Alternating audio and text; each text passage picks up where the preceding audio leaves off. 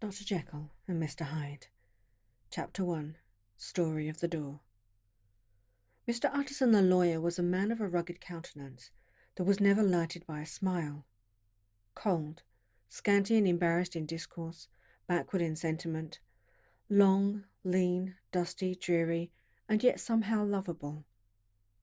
At friendly meetings, and when the wine was to his taste, something eminently human beckoned from his eye. Something indeed which never found its way into his talk, but which spoke not only in these silent symbols of the after-dinner face, but more often and loudly in the acts of his life. He was austere with himself, drank gin when he was alone, to mortify a taste for vintages, and though he enjoyed the theatre, had not crossed the door of one for 20 years. But he had an approved tolerance for others, sometimes wondering, almost with envy, at the high pressure of spirits involved in their misdeeds, and in any extremity inclined to help rather than to reprove. "I incline to Cain's heresy," he used to say quaintly. "I let my brother go to the devil in his own way." In this character, it was frequently his fortune to be the last reputable acquaintance and the last good influence in the lives of down-going men. And to such as these, so long as they came about his chambers, he never marked a shadow of change in his demeanour. No doubt the feat was easy to Mr. Utterson, for he was undemonstrative at the best, and even his friendship seemed to be founded in a similar catholicity of good nature. It is the mark of a modest man to accept his friendly circle ready-made from the hands of opportunity, and that was the lawyer's way. His friends were those of his own blood or those whom he had known the longest. His affections, like ivy, were the growth of time. They implied no aptness in the object. Hence, no doubt, the bond that united him to Mr. Richard Enfield, his distant kinsman, the well-known man about town. It was a nut to crack for many. What these two could see in each other, or what subject they could find in common. It was reported by those who encountered them in their Sunday walks that they said nothing, looked singularly dull, and would hail with obvious relief the appearance of a friend.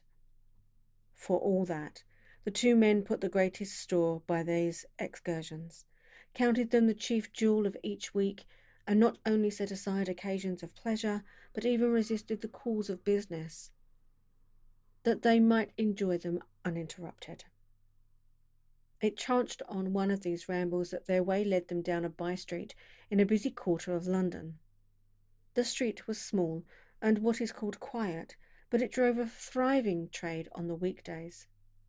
The inhabitants were all doing well, it seemed, and all emulously hoping to do better still, and laying out the surplus of their grain in coquetry, so that the shop fronts stood along that thoroughfare with an air of invitation, like rows of smiling saleswomen.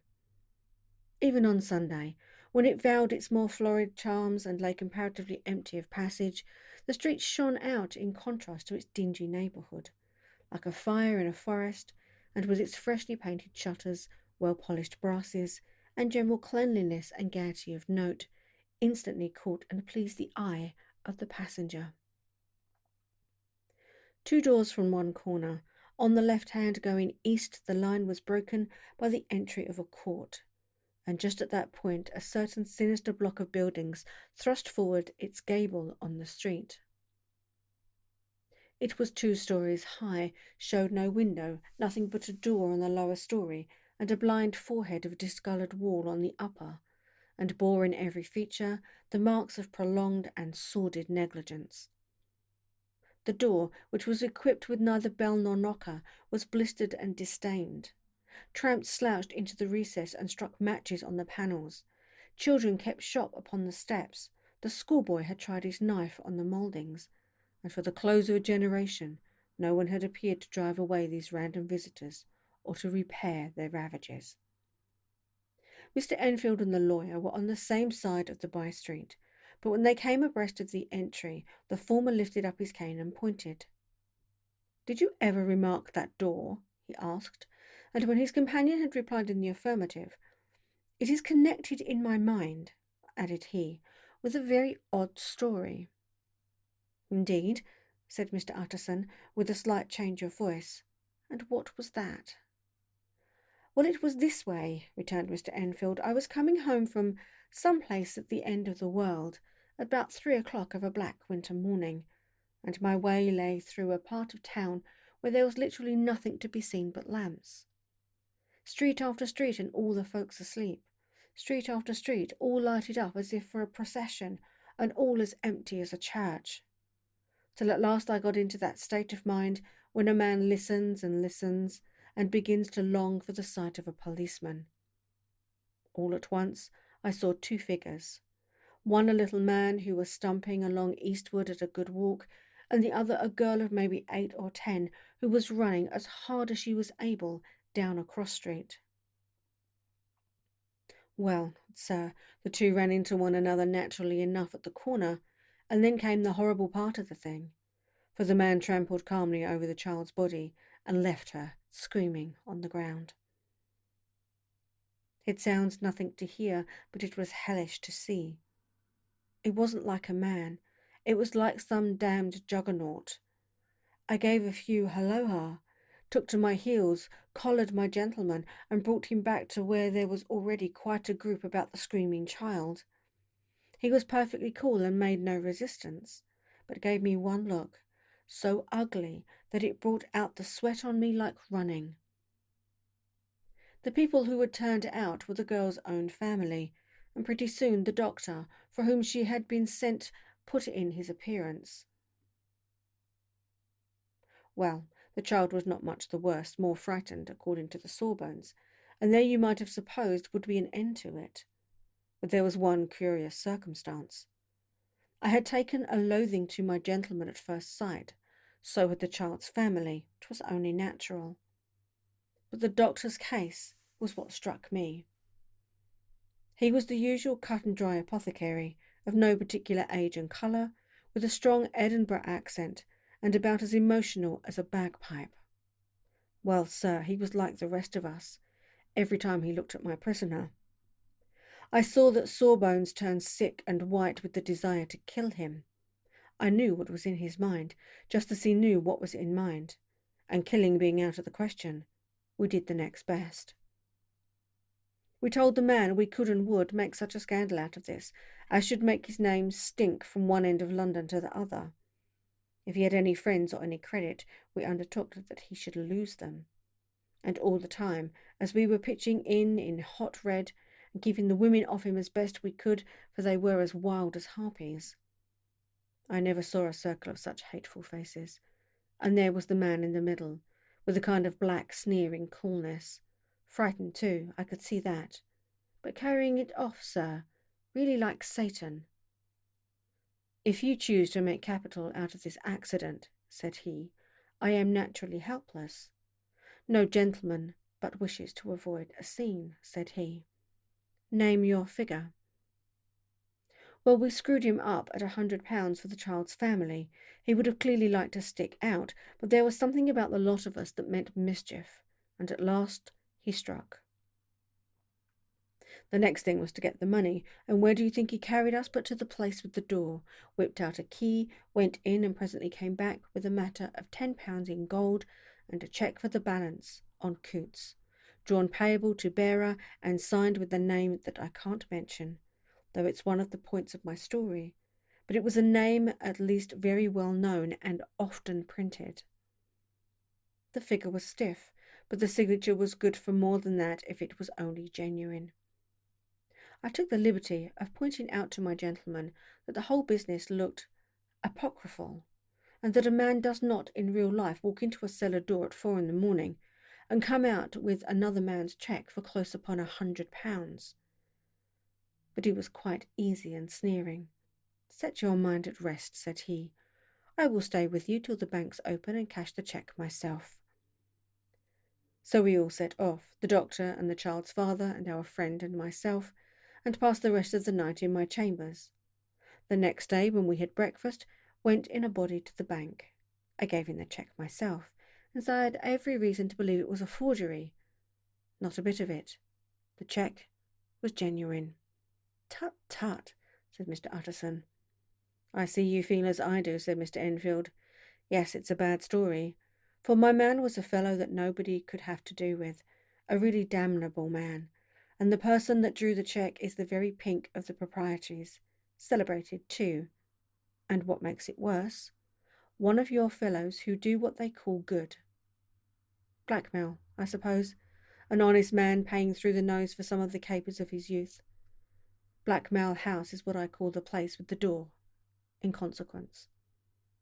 Though even that, you know, is far from explaining all, he added, and with the words fell into a vein of musing.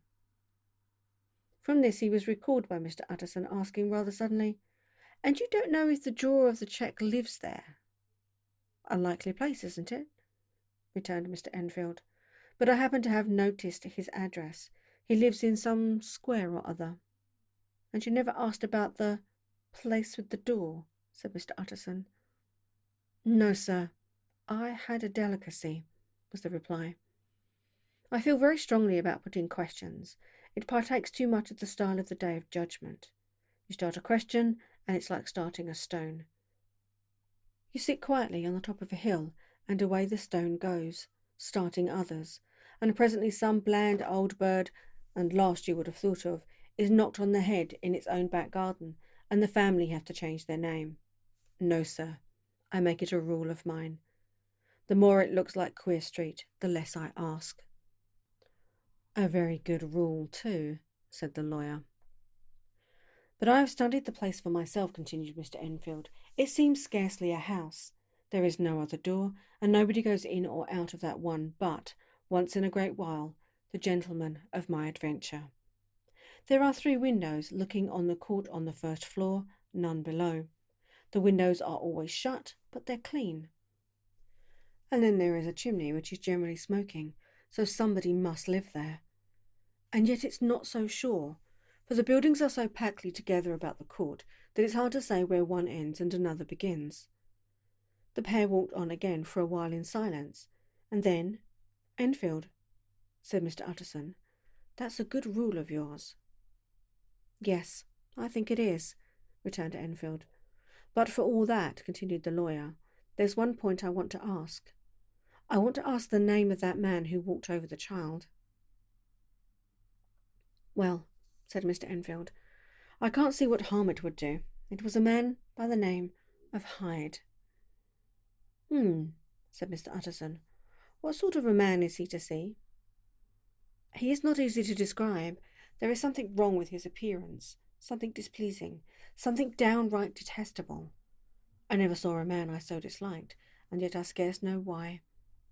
He must be deformed somewhere. He gives a strong feeling of deformity, although I couldn't specify the point. He's an extraordinary-looking man, and yet I really can name nothing out of the way. No, sir, I can make no hand of it. I can't describe him. And it's not want of memory, for I declare I can see him this moment." Mr. Utterson again walked some way in silence, and obviously under a weight of consideration. "You are sure he used a key?" he inquired at last. "My dear sir," began Enfield, surprised out of himself. "Yes, I know," said Utterson. "I know it must seem strange, but the fact is, if I do not ask you the name of the other party, it is because I already know it. You see, Richard, your tale has gone home. If you have been inexact in any point, you had better correct me." "I think you might have warned me," returned the other with a touch of sulliness, "but I have been pedantically exact, as you call it. The fellow had a key, and what's more, he has it still. I saw him use it not a week ago." Mr. Utterson sighed deeply, but never said a word, and the young man presently resumed. "Here is another lesson to say nothing," said he. "I am ashamed of my long tongue. Let us make a bargain never to refer to this again." "With all my heart," said the lawyer. "I shake hands on that, Richard." Chapter 2. Search for Mr. Hyde. That evening Mr. Utterson came home to his bachelor house in sombre spirits, and sat down to dinner without relish. It was his custom of a Sunday, when his meal was over, to sit close by the fire, a volume of some dry divinity on his reading desk, until the clock of the neighbouring church rang out the hour of 12, when he would go soberly and gratefully to bed. On this night, however, as soon as the cloth was taken away, he took up a candle and went into his business room. There he opened his safe, took from the most private part of it a document endorsed on the envelope as Dr. Jekyll's will, and sat down with a clouded brow to study its contents. The will was holograph for Mr. Utterson, though he took charge of it now that it was made, had refused to lend the least assistance in the making of it, in providing not only that, in case of the decease of Henry Jekyll, M.D., D.C.L., LL.D., F.R.S., etc., all his possessions were to pass into the hands of his friend and benefactor, Edward Hyde, but that in case of Dr. Jekyll's disappearance or unexplained absence for any period exceeding 3 calendar months, the said Edward Hyde should step into the said Henry Jekyll's shoes without further delay, and free from all burthen or obligation beyond the payment of a few small sums to the members of the doctor's household. This document had long been the lawyer's eyesore. It offended him both as a lawyer and as a lover of the sane and customary sides of life, to whom the fanciful was the immodest, and hitherto it was his ignorance of Mr. Hyde that had swelled his indignation. Now, by a sudden turn, it was his knowledge. It was already bad enough when the name was but a name of which he could learn no more. It was worse when it began to be clothed upon with detestable attributes, and out of the shifting insubstantial mists that had so long baffled his eye, there leapt up the sudden, definite presentment of a fiend.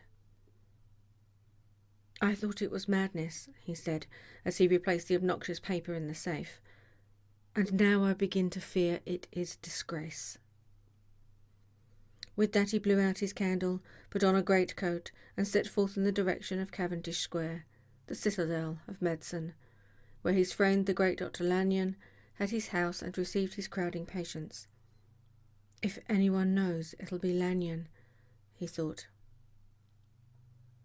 The solemn butler knew and welcomed him. He was subjected to no stage of delay, but ushered direct from the door to the dining-room where Dr. Lanyon sat alone over his wine.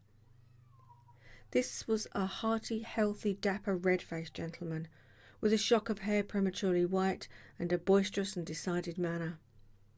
At sight of Mr. Utterson, he sprang up from his chair and welcomed him with both hands. The geniality, as was the way of the man, was somewhat theatrical to the eye, but it reposed on genuine feeling.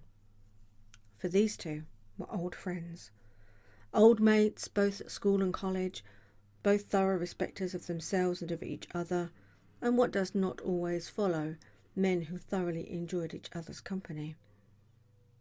After a little rambling talk, the lawyer led up to the subject which so disagreeably preoccupied his mind. "I suppose, Lanyon, you and I must be the two oldest friends that Henry Jekyll has." "I wish the friends were younger," chuckled Dr. Lanyon, "but I suppose we are. And what of that? I see little of him now." "Indeed?" said Utterson. "I thought you had a bond of common interest." "We had," was the reply, "but it is more than 10 years since Henry Jekyll became too fanciful for me. He began to go wrong in mind, and though of course I continue to take an interest in him for old sake's sake, as they say, I see and I have seen devilish little of the man. Such unscientific balderdash," added the doctor, flushing suddenly purple, would have estranged Damon and Pythias. This little spirit of temper was somewhat of a relief to Mr. Utterson. They have only differed on some point of science, he thought, and being a man of no scientific passion except in the matter of conveyancing, he even added, "It is nothing worse than that." He gave his friend a few seconds to recover his composure, and then approached the question he had come to put. "Did you ever come across a protégé of his, one Hyde?" he asked. "Hyde?" repeated Lanyon. "No, never heard of him. Since my time." That was the amount of information that the lawyer carried back with him to the great dark bed on which he tossed to and fro, till the early small hours of the morning began to grow large. It was a night of little ease to his toiling mind, toiling in mere darkness and besieged by questions. 6 o'clock struck on the bells of the church that was so conveniently near to Mr. Utterson's dwelling, and still he was digging at the problem. Hitherto it had touched him on the intellectual side alone, but now his imagination also was engaged, or rather enslaved, and as he lay and tossed in the gross darkness of the night and the curtained room, Mr. Enfield's tale went by before his mind in a scroll of lighted pictures. He would be aware of the great field of lamps of the nocturnal city, then of the figure of a man walking swiftly, then of a child running from the doctors, and then these met, and that human juggernaut trod the child down and passed on regardless of her screams. Or else he would see a room in a rich house where his friend lay asleep, dreaming and smiling at his dreams. And then the door of that room would be opened, the curtains of the bed plucked apart, the sleeper recalled, and lo, there would stand by his side a figure to whom power was given, and even at that dead hour he must rise and do its bidding. The figure in these two phases haunted the lawyer all night, and if at any time he dozed over, it was but to see it gilt more stealthily through sleeping houses, or move the more swiftly and still the more swiftly, even to dizziness, through wider labyrinths of lamp-lighted city, and at every street corner crush a child and leave her screaming. And still the figure had no face by which he might know it, even in his dreams. It had no face, or one that baffled him and melted before his eyes, and thus it was that there sprang up and grew apace in the lawyer's mind a singularly strong, almost an inordinate curiosity to behold the features of the real Mr. Hyde. If he could once but set eyes on him, he thought the mystery would lighten and perhaps roll altogether away, as was the habit of mysterious things when well examined. He might see a reason for his friend's strange preference, or bondage, call it what you please, and even for the startling clause of the will. At least it would be a face worth seeing, the face of a man who was without bowels of mercy, a face which had but to show itself to raise up, in the mind of the unimpressionable Enfield, a spirit of enduring hatred. From that moment forward, Mr. Utterson began to haunt the door in the by-street of shops. In the morning before office hours, at noon when business was aplenty and time scarce, at night under the face of the fogged city moon, by all lights and at all hours of solitude or concourse, the lawyer was to be found on his chosen path. If he be Mr. Hyde, he had thought, I shall be Mr. Seek. And at last his patience was rewarded. It was a fine dry night, frost in the air, the streets as clean as a ballroom floor, the lamps unshaken by any wind, drawing a regular pattern of light and shadows. By 10 o'clock, when the shops were closed, the by-street was very solitary, and in spite of the low growl of London from all around, very silent. Small sounds carried far. Domestic sounds out of the houses were clearly audible on either side of the roadway, and the rumour of the approach of any passenger preceded him by a long time. Mr. Utterson had been some minutes at his post when he was aware of an odd-like footstep drawing near.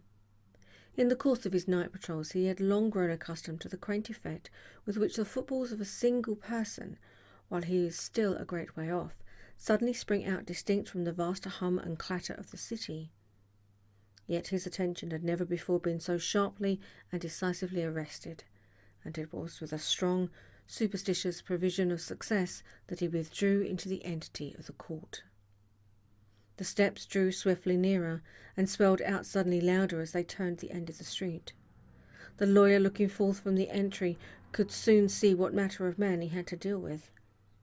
He was small and very plainly dressed, and the look of him, even at a distance, went somehow strongly against the watcher's inclination. But he made straight for the door, crossing the roadway to save time, and as he came he drew a key from his pocket, like one approaching home. Mr. Utterson stepped out and touched him on the shoulder as he passed. "Mr. Hyde, I think." Mr. Hyde shrank back with a hissing intake of the breath, but his fear was only momentary, and though he did not look the lawyer in the face, he answered coolly enough, "That is my name. What do you want?" "I see you are going in," returned the lawyer. "I am an old friend of Dr. Jekyll's, Mr. Utterson of Gaunt Street. You must have heard of my name, and meeting you so conveniently, I thought you might admit me." "You will not find Dr. Jekyll. He is from home," replied Mr. Hyde, blowing in the key. And then suddenly, but still without looking up, "How did you know me?" he asked. "On your side," said Mr. Utterson. "Will you do me a favour?" "With pleasure," replied the other. "What shall it be?" "Will you let me see your face?" asked the lawyer. Mr. Hyde appeared to hesitate, and then, as if upon some sudden reflection, fronted about with an air of defiance, and the pair stared at each other pretty fixedly for a few seconds. "Now I shall know you again," said Mr. Utterson. "It may be useful."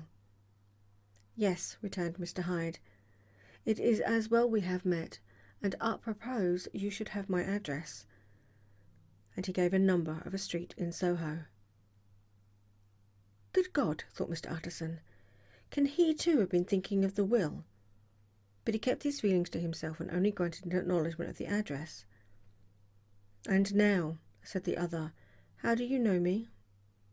"By description," was the reply. "Whose description?" "We have common friends," said Mr. Utterson. "Common friends," echoed Mr. Hyde a little hoarsely. "Who are they?" "Jekyll, for instance," said the lawyer. "He never told you," cried Mr. Hyde with a flush of anger. "I did not think you would have lied."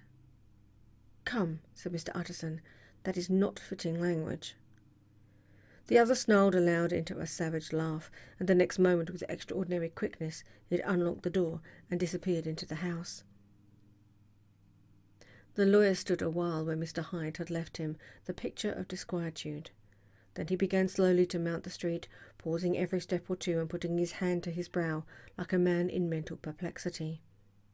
The problem he was thus debating as he walked was one of a class that is rarely solved. Mr. Hyde was pale and dwarfish. He gave an impression of deformity without any nameable malformation. He had a displeasing smile. He had borne himself to the lawyer with a sort of murderous mixture of timidity and boldness, and he spoke with a husky, whispering and somewhat broken voice. All these were points against him, but not all of these together could explain the hitherto unknown disgust, loathing and fear with which Mr. Utterson regarded him. "There must be something else," said the perplexed gentleman. "There is something more, if I could find a name for it. God bless me, the man seems hardly human.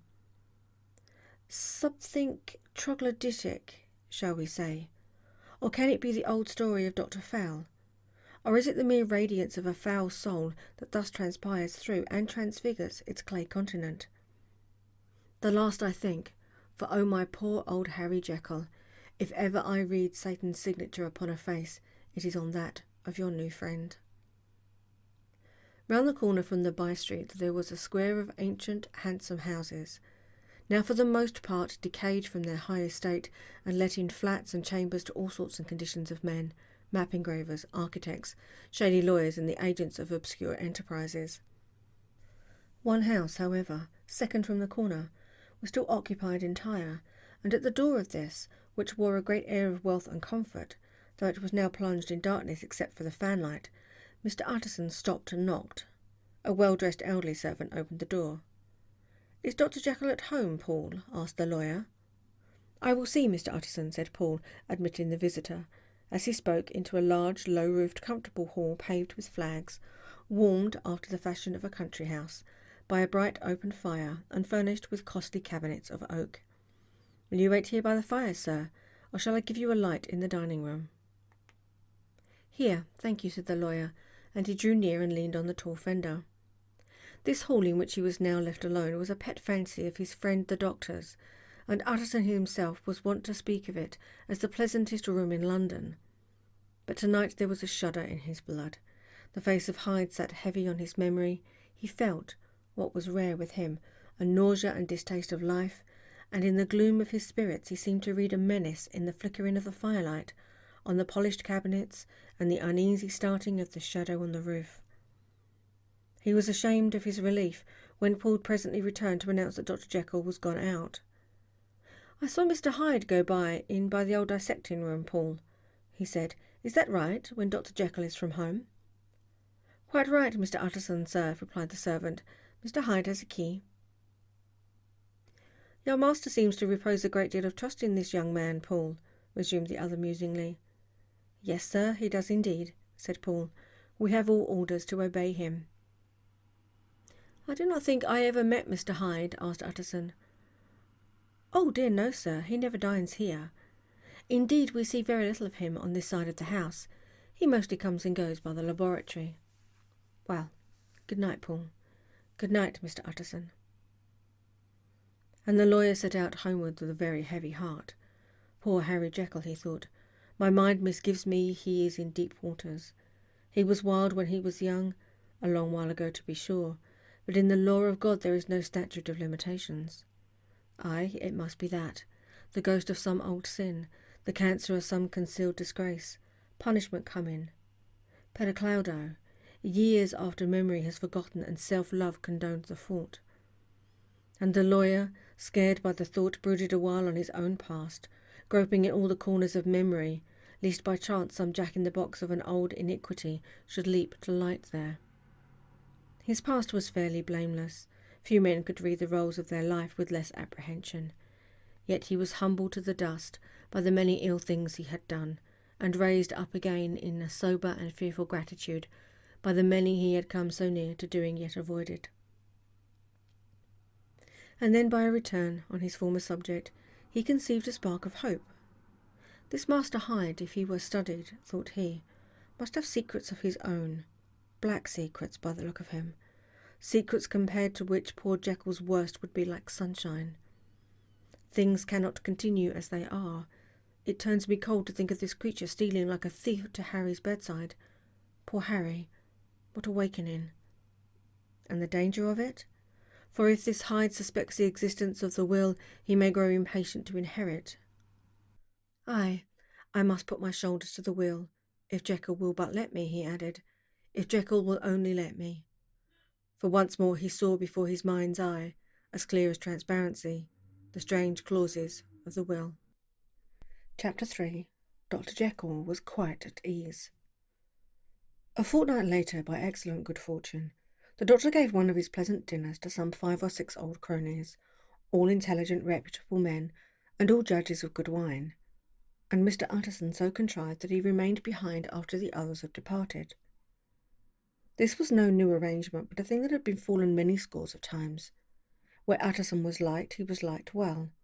Hosts loved to detain the dry lawyer, and the light-hearted and loose-tongued had already their foot on the threshold.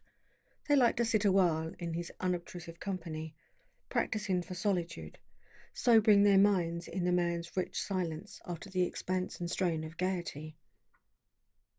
To this rule Dr. Jekyll was no exception, and as he now sat on the opposite side of the fire, a large, well-made, smooth-faced man of 50, with something of a slyish cast perhaps, but every mark of capacity and kindness, you could see by his looks that he cherished for Mr. Utterson a sincere and warm affection. I have been waiting to speak to you, Jekyll, began the latter. You know that will of yours? A close observer might have gathered that the topic was distasteful, but the doctor carried it off gaily. My poor Utterson, said he, you are unfortunate in such a client. I never saw a man so distressed as you were by my will, unless it were that hide-bound pedant, Lanyon, at what he called my scientific heresies. Oh, I know he's a good fellow, you needn't frown, an excellent fellow, and I have always meaned to see more of him. But a hide-bound pedant for all that, an ignorant, blatant pedant. I was never more disappointed in any man than Lanyon. You know I never approved of it, pursued Utterson, ruthlessly disregarding the fresh topic. My will? Yes, certainly, I know that, said the doctor, a trifle sharply. You've told me so. Well, I tell you so again, continued the lawyer. I have been learning something of young Hyde. The large, handsome face of Dr. Jekyll grew pale to the very lips, and there came a blackness about his eyes. I do not care to hear more, said he. This is a matter I thought we had agreed to drop. What I heard was abominable, said Utterson. It can make no change. You do not understand my position, returned the doctor, with a certain incoherency of manner. I am painfully situated, Utterson. My position is a very strange, A very strange one. It is one of those affairs that cannot be mended by talking. Jekyll, said Utterson, you know me. I am a man to be trusted. Make a clean breast of this in confidence, and I make no doubt I can get you out of it. My good Utterson, said the doctor, this is very good of you. This is downright good of you, and I cannot find words to thank you in.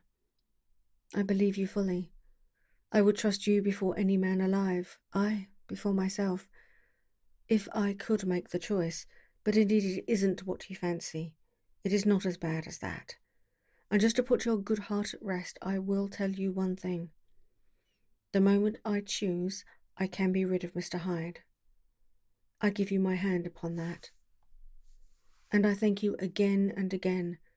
And I will just add one little word, Utterson, that I'm sure you'll take in good part. This is a private matter, and I beg of you to let it sleep. Utterson reflected a little, looking in the fire. I have no doubt you are perfectly right, he said at last, getting to his feet. Well, but since we have touched upon this business, and for the last time, I hope, continued the doctor, there is one point I should like to understand.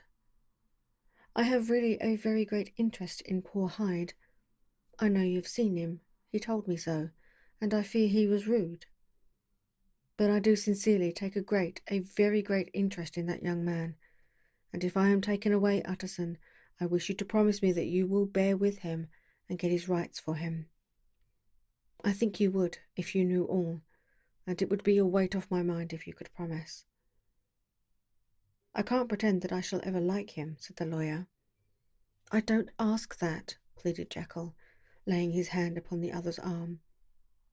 I only ask for patience. I only ask you to help him for my sake when I am no longer here. Utterson heaved an irrepressible sigh. Well, said he, I promise. Chapter 4. The Carew Murder Case. Nearly a year later, in the month of October, London was startled by a crime of singular ferocity and rendered all the more notable by the high position of the victim. The details were few and startling. A maidservant living alone in a house not far from the river had gone upstairs to bed about 11. Although a fog rode over the city in the small hours, the early part of the night was cloudless, and the lane, which the maid's window overlooked, was brilliantly lit by the full moon. It seems she was romantically given, for she sat down upon her box, which stood immediately under the window, and fell into a dream of musing. Never, she used to say with streaming tears when she narrated that experience, never had she felt more at peace with all men, or thought more kindly of the world. And as she so sat, she became aware of an aged, beautiful gentleman with white hair, drawing near along the lane, and advancing to meet him, another, and very small gentleman, to whom at first she paid less attention. When they had come within speech, which was just under the maid's eye, the older man bowed and accosted the other with a very pretty manner of politeness. It did not seem as if the subject of his address were of great importance. Indeed, from his pointing, it sometimes appeared as if he were only inquiring his way. But the moon shone on his face as he spoke, and the girl was pleased to watch it. It seemed to breathe such an innocent and old-world kindness of disposition, yet with something high too, as of a well-founded self-content. Presently her eye wandered to the other, and she was surprised to recognize in him a certain Mr. Hyde, who had once visited her master, and for whom she had conceived a dislike. He had in his hand a heavy cane, with which he was trifling, but he answered never a word, and seemed to listen with an ill-contained impatience. And then all of a sudden he broke out into a great flame of anger, stamping with his foot, brandishing the cane, and carrying on, as the maid described it, like a madman. The old gentleman took a step back, with the air of one very much surprised and a trifle hurt, and at that Mr. Hyde broke out of all bounds and clubbed him to the earth. Next moment, with ape-like fury, he was trampling his victim underfoot, and howled down a storm of blows, under which the bones were audibly shattered, and the body jumped upon the roadway. At the horror of these sights and sound, the maid fainted. It was 2 o'clock when she came to herself and called for the police. The murderer was long ago gone, but there lay his victim in the middle of the lane, incredibly mangled. The stick with which the deed had been done, although it was of some rare and very tough and heavy wood, had broken in the middle under the stress of this insensate cruelty, and one splintered half had rolled in the neighbourhood gutter. The other, without doubt, had been carried away by the murderer. A purse and gold watch were found upon the victim, but no cards or papers, except a sealed and stamped envelope which he had been carrying, probably to post, and which bore the name and address of Mr. Utterson. This was brought to the lawyer the next morning, before he was out of bed, and he had no sooner seen it and been told the circumstances than he shot out a solemn lip. "I shall say nothing till I have seen the body," said he. "This may be very serious. Have the kindness to wait while I dress." And with the same grave countenance he hurried through his breakfast and drove to the police station, whither the body had been carried. As soon as he came into the cell, he nodded. "Yes," said he, "I recognise him. I am sorry to say that this is Sir Danvers Carew." "Good God, sir!" exclaimed the officer. "Is it possible?" And the next moment his eye lighted up with professional ambition. "This will make a deal of noise," he said, "and perhaps you can help us to the man." And he briefly narrated what the maid had seen and showed the broken stick. Mr. Utterson had already quailed at the name of Hyde, but when the stick was laid before him he could doubt no longer. Broken and battered as it was, he recognised it for one that he had himself presented many years before to Henry Jekyll. "Is this Mr. Hyde a person of small stature?" he inquired. "Particularly small and particularly wicked-looking is what the maid calls him," said the officer. Mr. Utterson reflected and then raised his head. "If you will come with me in my cab, I think I can take you to his house." It was by this time about 9 in the morning, and the first fog of the season.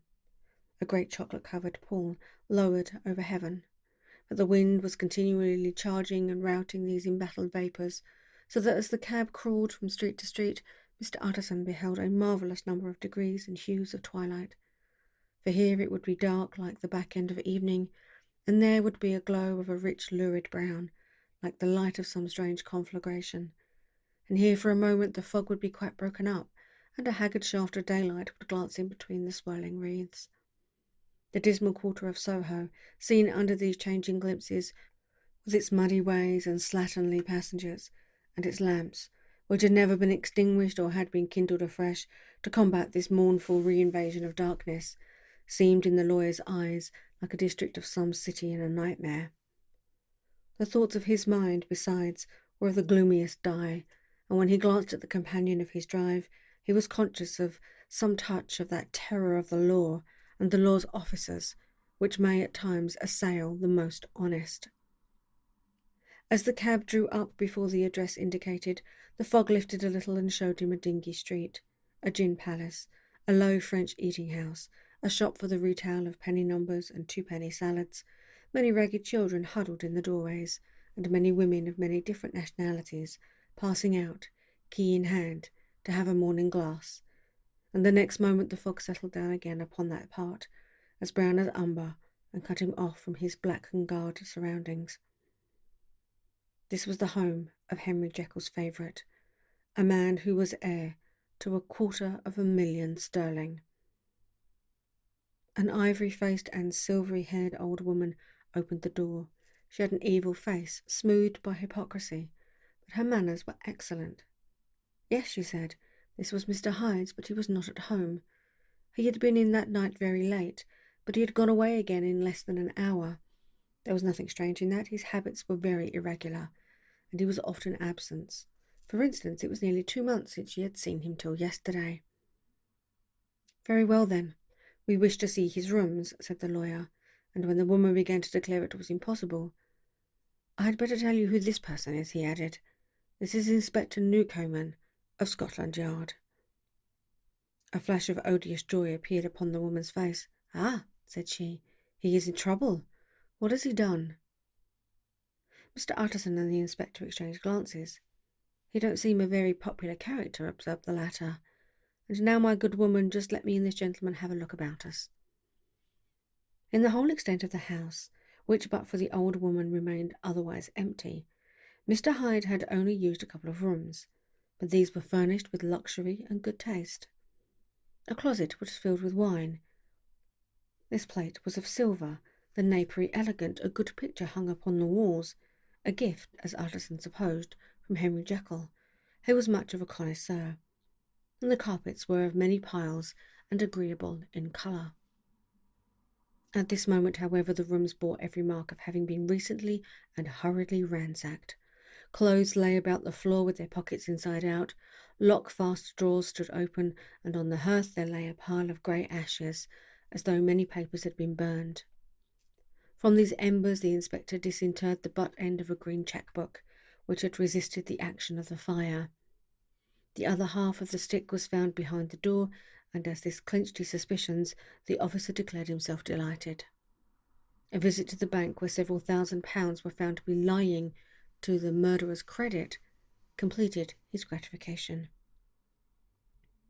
"You may depend upon it, sir," he told Mr. Utterson.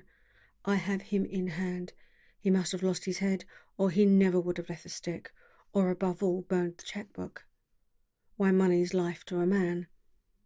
We have nothing to do but wait for him at the bank, and get out the handbills." This last, however, was not so easy of an accomplishment, for Mr. Hyde had numbered few familiars. Even the master of the servant maid had only seen him twice. His family could nowhere be traced, and he never had been photographed.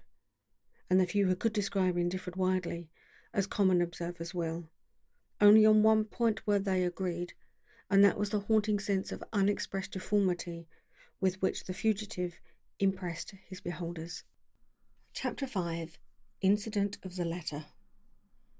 It was late in the afternoon when Mr. Utterson found his way to Dr. Jekyll's door, where he was at once admitted by Paul, and carried down by the kitchen offices and across a yard which had once been a garden, to the building which was indifferently known as the laboratory or dissecting rooms. The doctor had bought the house from the heirs of a celebrated surgeon, and his own taste being rather chemical than anatomical, had changed the destination of the block at the bottom of the garden.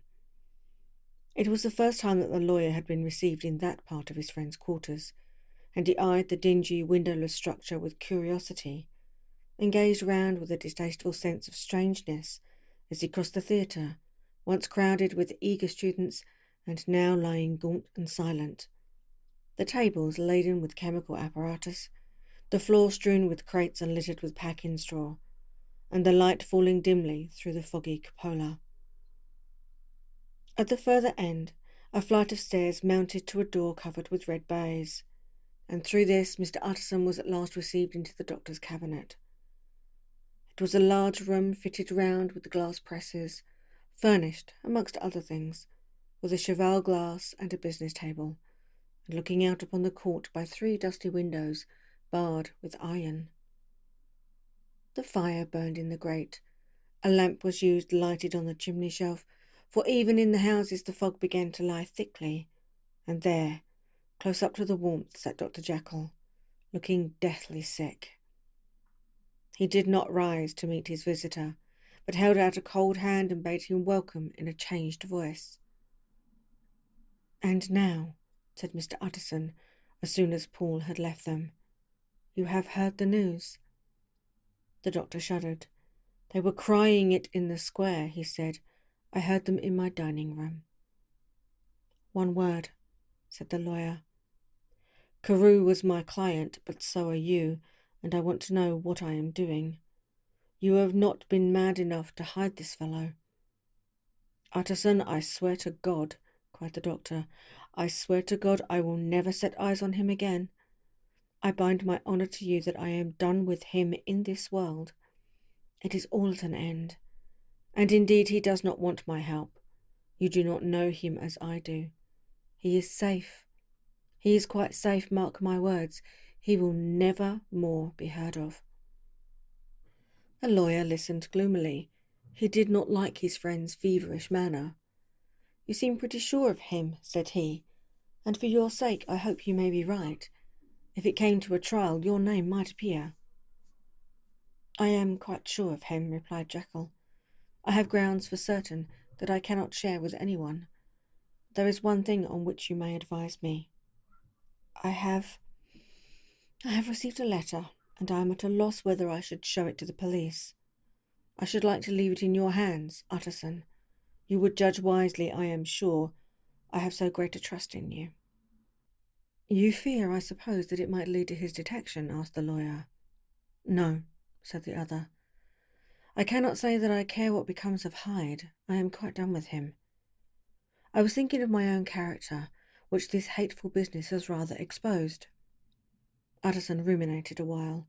He was surprised at his friend's selfishness, and yet relieved by it.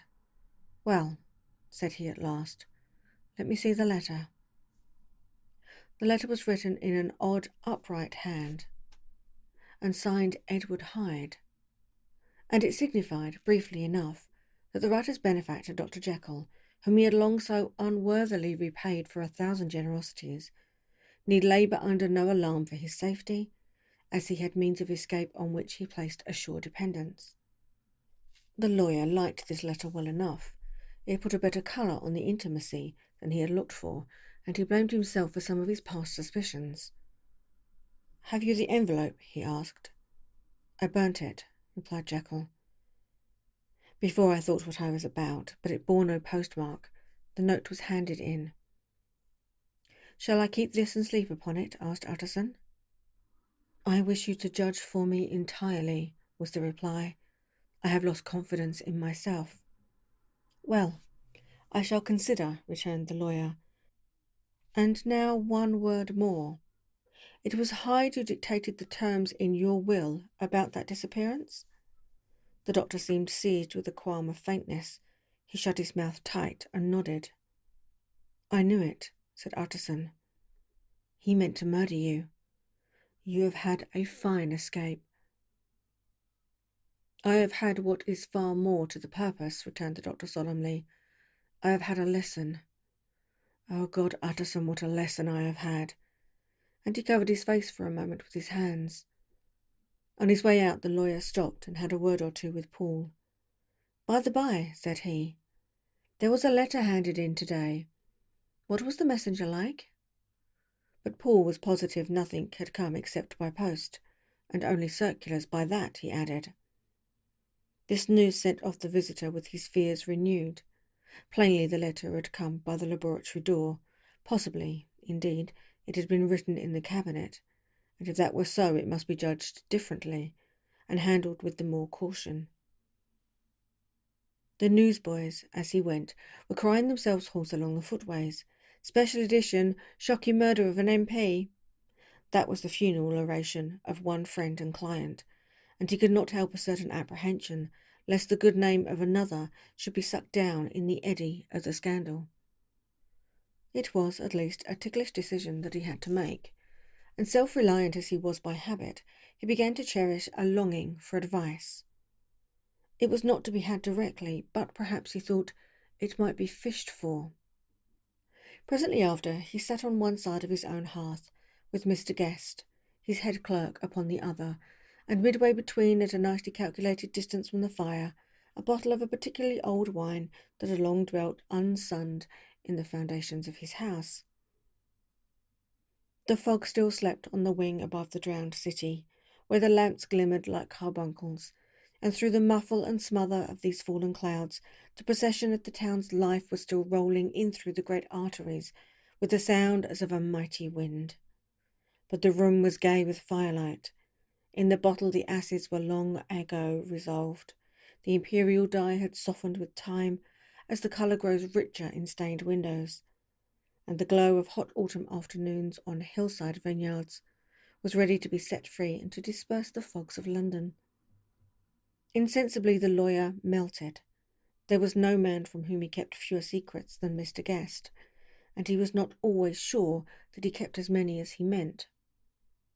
Guest had often been on business to the doctor's. He knew Paul. He could scarce have failed to hear of Mr. Hyde's familiarity about the house. He might draw conclusions. Was it not as well, then, that he should see a letter which put that mystery to right? and above all, since Guest, being a great student and critic of handwriting, would consider the step natural and obliging. The clerk, besides, was a man of counsel. He could scarce read so strange a document without dropping a remark, and by that remark Mr. Utterson might shape his future course.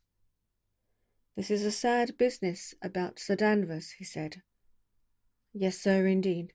It has elicited a great deal of public feeling," returned Guest. "The man, of course, was mad." "I should like to hear your views on that," replied Utterson. "I have a document here in his handwriting. It is between ourselves, for I scarce know what to do about it. It is an ugly business at the best, but there it is, quite in your way, a murderer's autograph."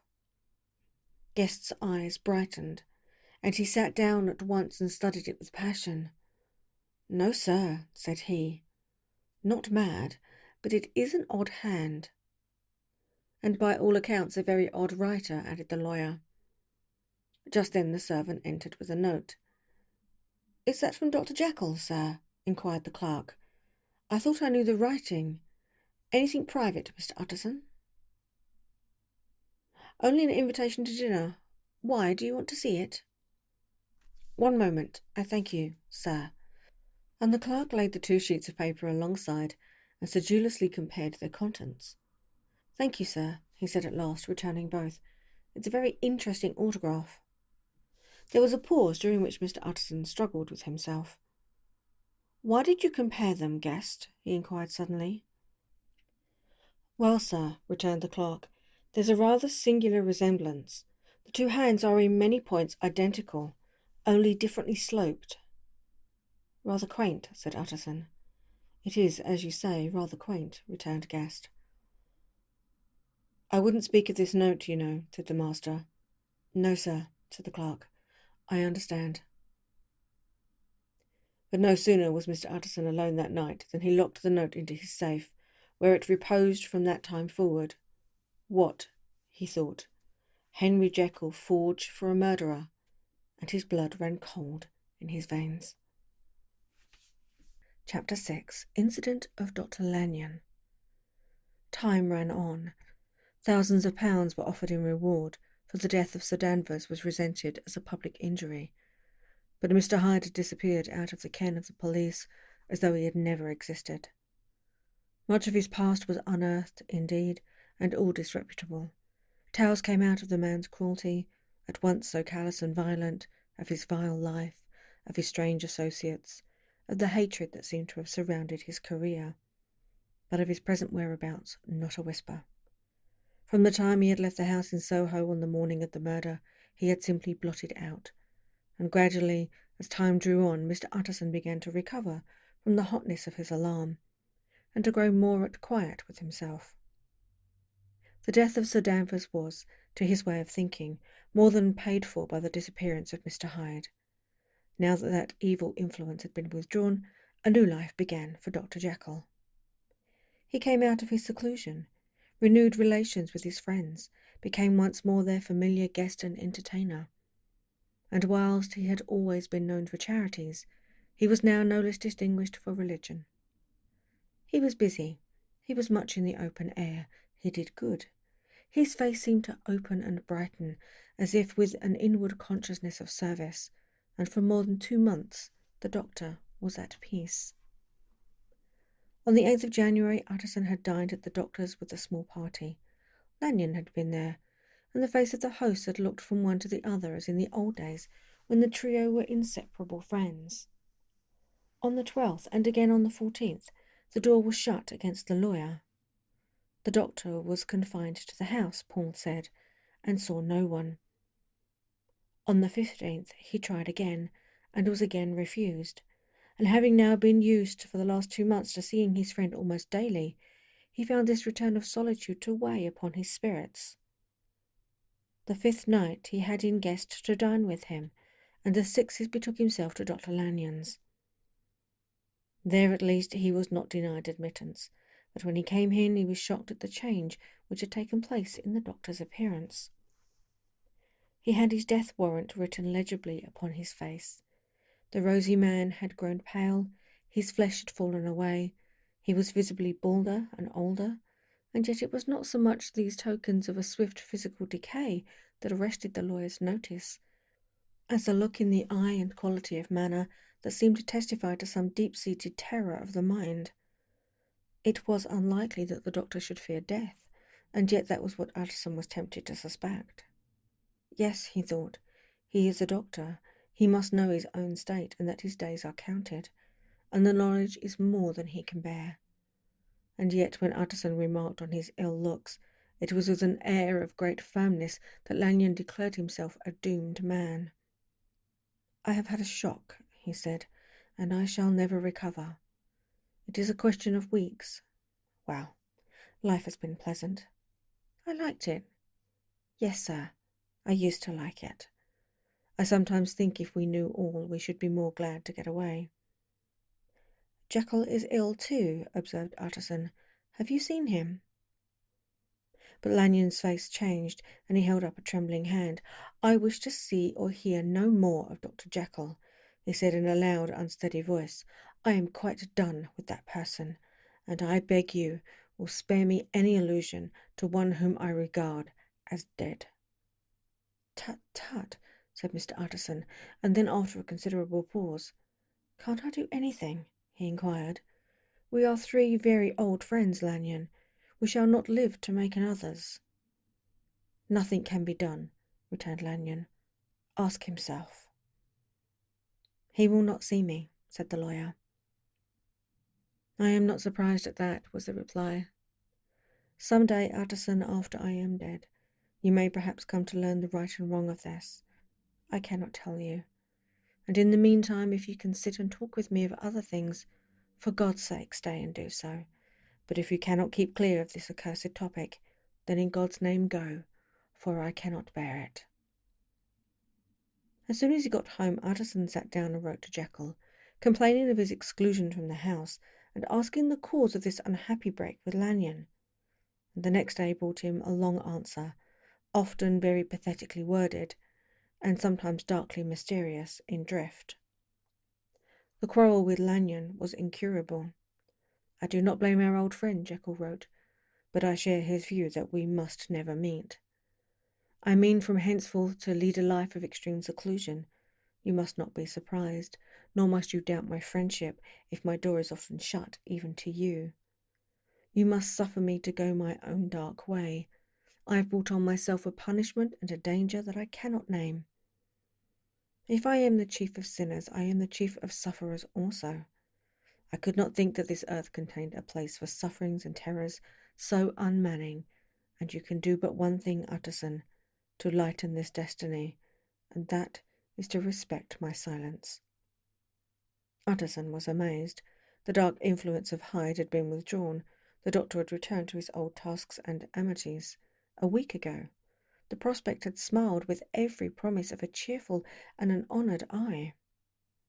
And now, in a moment, friendship and peace of mind, and the whole tenor of his life were wrecked. So great and unprepared a change pointed to madness, but in view of Lanyon's manner and words, there must lie for it some deeper ground. A week afterwards, Dr. Lanyon took to his bed, and in something less than a fortnight he was dead. The night after the funeral, at which he had been sadly effective, Utterson locked the door of his business room, and sitting there by the light of a melancholy candle, drew out and set before him an envelope addressed by the hand and sealed with the seal of his dead friend. "Private, for the hands of G. J. Utterson alone, and in case of his predecease to be destroyed unread." So it was emphatically subscribed, and the lawyer dreaded to behold the contents. "I have buried one friend today," he thought. "What if this should cost me another?" And then he condemned the fear as a disloyalty and broke the seal. Within there was another enclosure, likewise sealed and marked upon the cover as not to be opened until the death or disappearance of Dr. Henry Jekyll. Utterson could not trust his eyes. Yes, it was disappearance. Here again, as in the mad will which he had long ago restored to its author, here again were the idea of a disappearance and the name of Henry Jekyll bracketed. But in the will, that idea had sprung from the sinister suggestion of the man Hyde. It was set there with a purpose all too plain and horrible. Written by the hand of Lanyon, what should it mean? A great curiosity came on the trustee to disregard the prohibition and dive at once to the bottom of these mysteries. But professional honour and faith of his dead friend were stringent obligations, and the packet slept in the inmost private corner of his safe. It is one thing to mortify curiosity, another to conquer it, and it may be doubted if, from that day forth, Utterson desired the society of his surviving friend with the same eagerness. He thought of him kindly, but his thoughts were disquieted and fearful. He went to call indeed, but he was perhaps relieved to be denied admittance.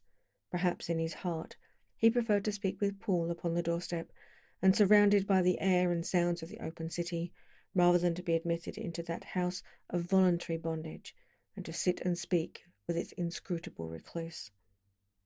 Paul had indeed no very pleasant news to communicate.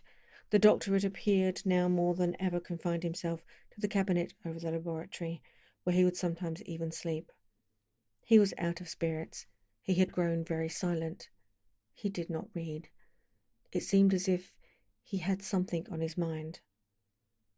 Utterson became so used to the unvarying character of these reports that he fell off little by little in the frequency of his visits.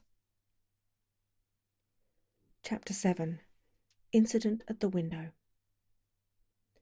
It chanced on Sunday, when Mr. Utterson was on his usual walk with Mr. Enfield, that their way lay once again through the by-street, and that when they came in front of the door, both stopped to gaze on it.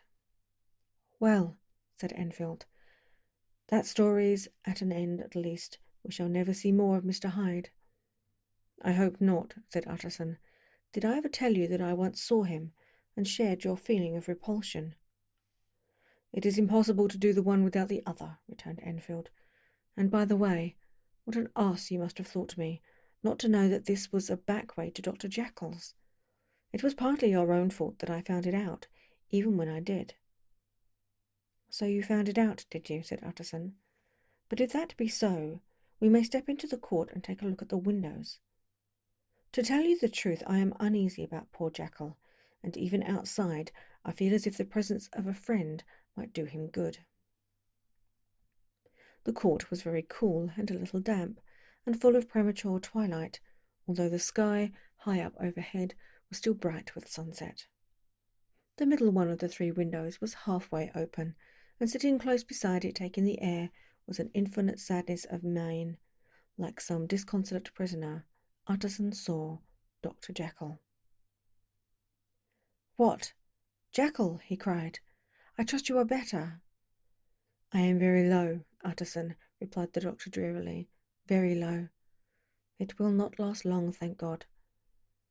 "You stay too much indoors," said the lawyer.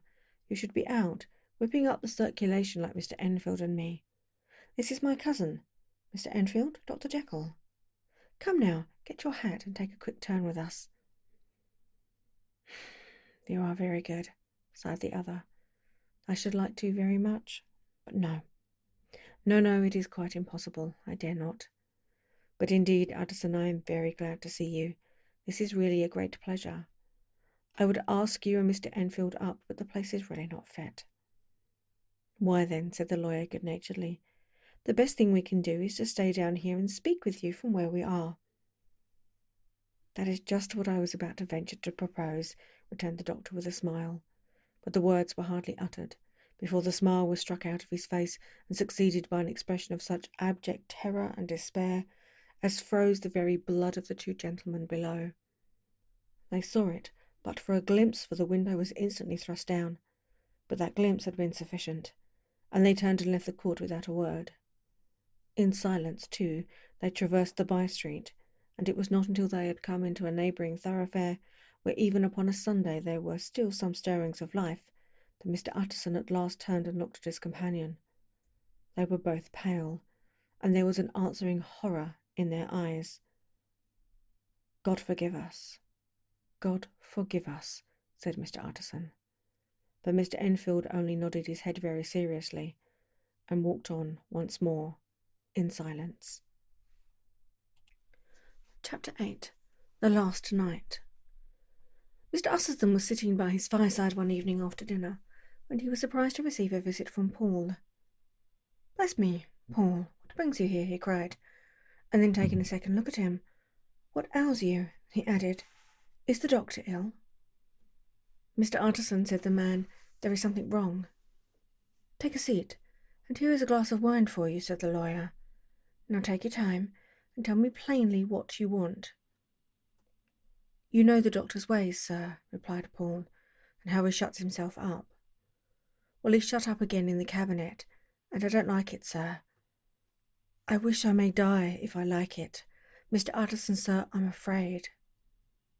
"Now, my good man," said the lawyer, "be explicit. What are you afraid of?"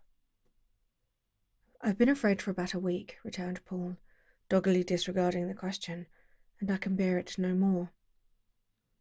The man's appearance amply bore out his words. His manner was altered for the worst, and except for the moment when he had first announced his terror, he had not once looked the lawyer in the face. Even now he sat with the glass of wine untasted on his knee, and his eyes directed to a corner of the floor. "I can bear it no more," he repeated. "Come," said the lawyer. "I see you have some good reason, Paul. I see there is something seriously amiss. Try to tell me what it is." "I think there's been foul play," said Paul hoarsely. "Foul play?" cried the lawyer, a good deal frightened and rather inclined to be irritated in consequence. "What foul play? What does the man mean?" "I daren't say, sir," was the answer, "but will you come along with me and see for yourself?" Mr. Utterson's only answer was to rise and get his hat and greatcoat, but he observed with wonder the greatness of the relief that appeared upon the butler's face, and perhaps with no less, that the wine was still untasted when he set it down to follow. It was a wild, cold, seasonable night of March, with a pale moon lying on her back as though the wind had tilted her, and flying wrack of the most diaphanous and lawny texture. The wind made talking difficult, and flecked the blood into the face. It seemed to have swept the streets unusually bare of passengers. Besides, for Mr. Utterson thought that he had never seen that part of London so deserted. He could have wished it otherwise. Never in his life had he been conscious of so sharp a wish to see and touch his fellow creatures. For struggle as he might, there was borne in upon his mind a crushing anticipation of calamity. The square, when they got there, was full of wind and dust, and the thin trees in the garden were lashing themselves along the railing. People, who had kept all the way a pace or two ahead, now pulled up in the middle of the pavement, and in spite of the biting weather, took off his hat and mopped his brow with a red pocket handkerchief. But for all the hurry of his coming, these were not the dews of exertion that he wiped away, but the moisture of some strangling anguish, for his face was white and his voice, when he spoke, harsh and broken. "Well, sir," he said, "here we are, and God grant there be nothing wrong." "Amen, Paul," said the lawyer. Thereupon the servant knocked in a very guarded manner. The door was opened on the chain, and a voice asked from within, "Is that you, Paul?" "It's all right," said Paul. "Open the door." The hall, when they entered it, was brightly lighted up. The fire was built high, and about the hearth the whole of the servants, men and women, stood huddled together like a flock of sheep. At the sight of Mr. Utterson, the housemaid broke into hysterical whimpering, and the cook, crying out, "Bless God, it's Mr. Utterson," ran forward as if to take him in his arms. What are you all here?" said the lawyer peevishly. "Very irregular, very unseemly. Your master would be far from pleased." "They are all afraid," said Paul. Blank silence followed. No one protested. Only the maid lifted her voice and now wept loudly. "Hold your tongue," Paul said to her, with a ferocity of accent that testified to his own jangled nerves. And indeed, when the girl had so suddenly raised the note of her lamentation, they had all started and turned towards the inner door with faces of dreadful expectation. "And now," continued the butler, addressing the knife boy, "reach me a candle, and we'll get this through hands at once." and then he begged Mr. Utterson to follow him and led the way to the back garden. "Now, sir," said he, "you come as gently as you can. I want you to hear, and I don't want you to be heard. And see here, sir, if by any chance he was to ask you in, don't go." Mr. Utterson's nerves, as this unlooked-for termination gave a jerk that nearly threw him from his balance, but he recollected his courage and followed the butler into the laboratory building, through the surgical theatre, with its lumber of crates and bottles, to the foot of the stair. Here Paul motioned him to stand on one side and listen, while he himself, setting down the candle and making a great and obvious call on his resolution, mounted the steps and knocked with a somewhat uncertain hand on the red baize of the cabinet door. "Mr. Utterson, sir, asking to see you," he called, and even as he did, once more violently signed to the lawyer to give ear. The voice answered from within. "Tell him I cannot see anyone," it said complainingly. "Thank you, sir," said Paul, with a note of something like triumph in his voice, and taking up his candle he led Mr. Utterson back across the yard and into the great kitchen, where the fire was out and the beetles were leaping on the floor. "Sir," he said, looking Mr. Utterson in the eyes, "was that my master's voice?" "It seemed much changed," replied the lawyer, very pale, but giving look for look. "Changed? Well, yes, I think so," said the butler. "Have I been 20 years in this man's house to be deceived about his voice?" "No, sir. Master's made away with.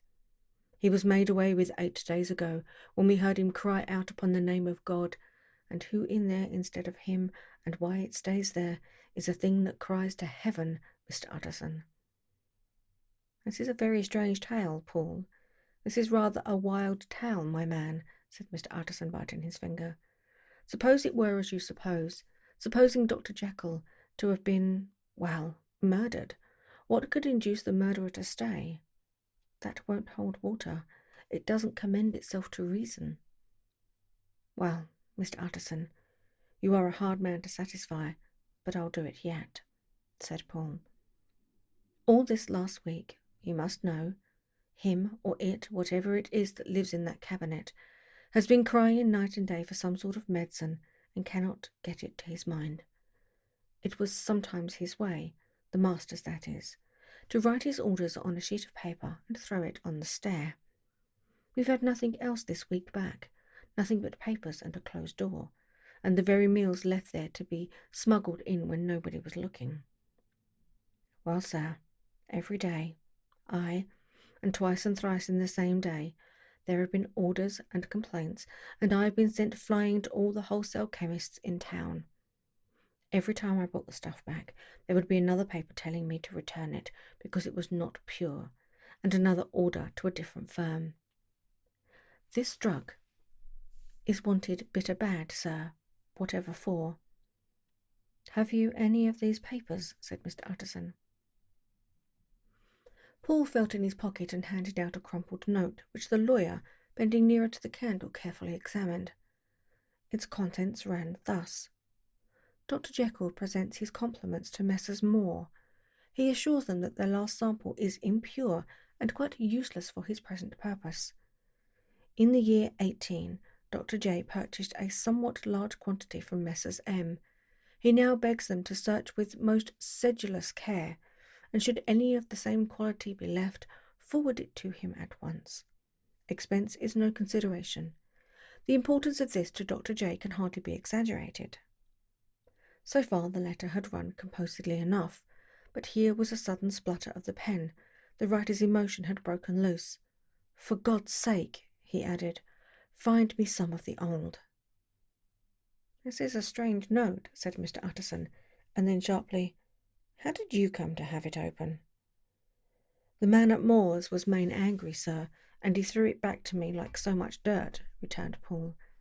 "This is unquestionably the doctor's hand, do you know?" resumed the lawyer. "I thought it looked like it," said the servant rather sulkily, and then with another voice, "But what matters hand of right?" said he. "I've seen him." "Seen him?" repeated Mr. Utterson. Well? That's it, said Paul. It was this way. I came suddenly into the theatre from the garden. It seemed he had slipped out to look for this drug or whatever it is, for the cabinet door was open, and there he was at the far end of the room digging among the crates. He looked up when I came in, gave a kind of cry, and whipped upstairs into the cabinet. It was but for 1 minute that I saw him, but the hair stood upon my head like quills. Sir, if that was my master, why had he a mask upon his face? If it was my master, why did he cry out like a rat and run from me? I have served him long enough. And then? The man paused and passed his hand over his face. These are all very strange circumstances, said Mr. Utterson, but I think I begin to see daylight. Your master, Paul, is plainly seized with one of those maladies that both torture and deform the sufferer. Hence, for aught I know, the alteration of his face. Hence the mask and the avoidance of his friends. Hence his eagerness to find this drug, by means of which the poor soul retains some hope of ultimate recovery. God grant that he be not deceived. There is my explanation. It is sad enough, Paul, aye, and appalling to consider, but it is plain and natural, hangs well together, and delivers us from all exorbitant alarm. Sir, said the butler, turning to a sort of mottled pallor, that thing was not my master, and there's the truth. My master, here he looked round him and began to whisper, is a tall, fine build of a man, and this was more of a dwarf. Utterson attempted to protest. Oh, sir, cried Paul, do you think I do not know my master after 20 years? Do you think I do not know where his head comes to in the cabinet door, where I saw him every morning of my life? No, sir, that thing in the mask was never Dr. Jekyll. God knows what it was, but it was never Dr. Jekyll, and it is the belief of my heart that there was murder done. Paul, replied the lawyer, if you say that, it will be my duty to make certain. Much as I desire to spare your master's feelings, much as I am puzzled by this note which seems to prove him to be still alive, I shall consider it my duty to break in that door. Ah, Mr. Utterson, that's talking, cried the butler. And now comes the second question, resumed Utterson. Who's going to do it? Why, you and me, sir, was the undaunted reply. That's very well said, returned the lawyer, and whatever comes of it, I shall make it my business to see you are no loser. There is an axe in the theatre, continued Paul, and you might take the kitchen poker for yourself. The lawyer took that rude but weighty instrument into his hand and balanced it. Do you know, Paul, he said, looking up, that you and I are about to place ourselves in a position of some peril? You may say so, sir, indeed, returned the butler. It is well, then, that we should be frank, said the other. We both think more than we have said. Let us make a clean breast. This masked figure that you saw, did you recognize it? Well, sir, it went so quick, and the creature was so doubled up that I could hardly swear to that, was the answer. But if you mean, was it Mr. Hyde? Well, yes, I think it was. You see, it was much of the same bigness, and it had the same quick, light way with it. And then who else could have got in by the laboratory door? You have not forgot, sir, that at the time of the murder he had still the key with him. But that's not all. I don't know, Mr. Utterson, if you ever met this Mr. Hyde. Yes, said the lawyer. I once spoke with him. Then you must know as well as the rest of us that there was something queer about that gentleman, something that gave a man a turn. I don't know rightly how to say it, sir, beyond this, that you felt in your marrow kind of cold and thin. I felt something of what you describe, said Mr. Utterson. Quite so, sir, returned Paul. Well, when that masked thing like a monkey jumped from among the chemicals and whipped into the cabinet, it went down my spine like ice. Oh, I know it's not evidence, Mr. Utterson. I'm book-learned enough for that.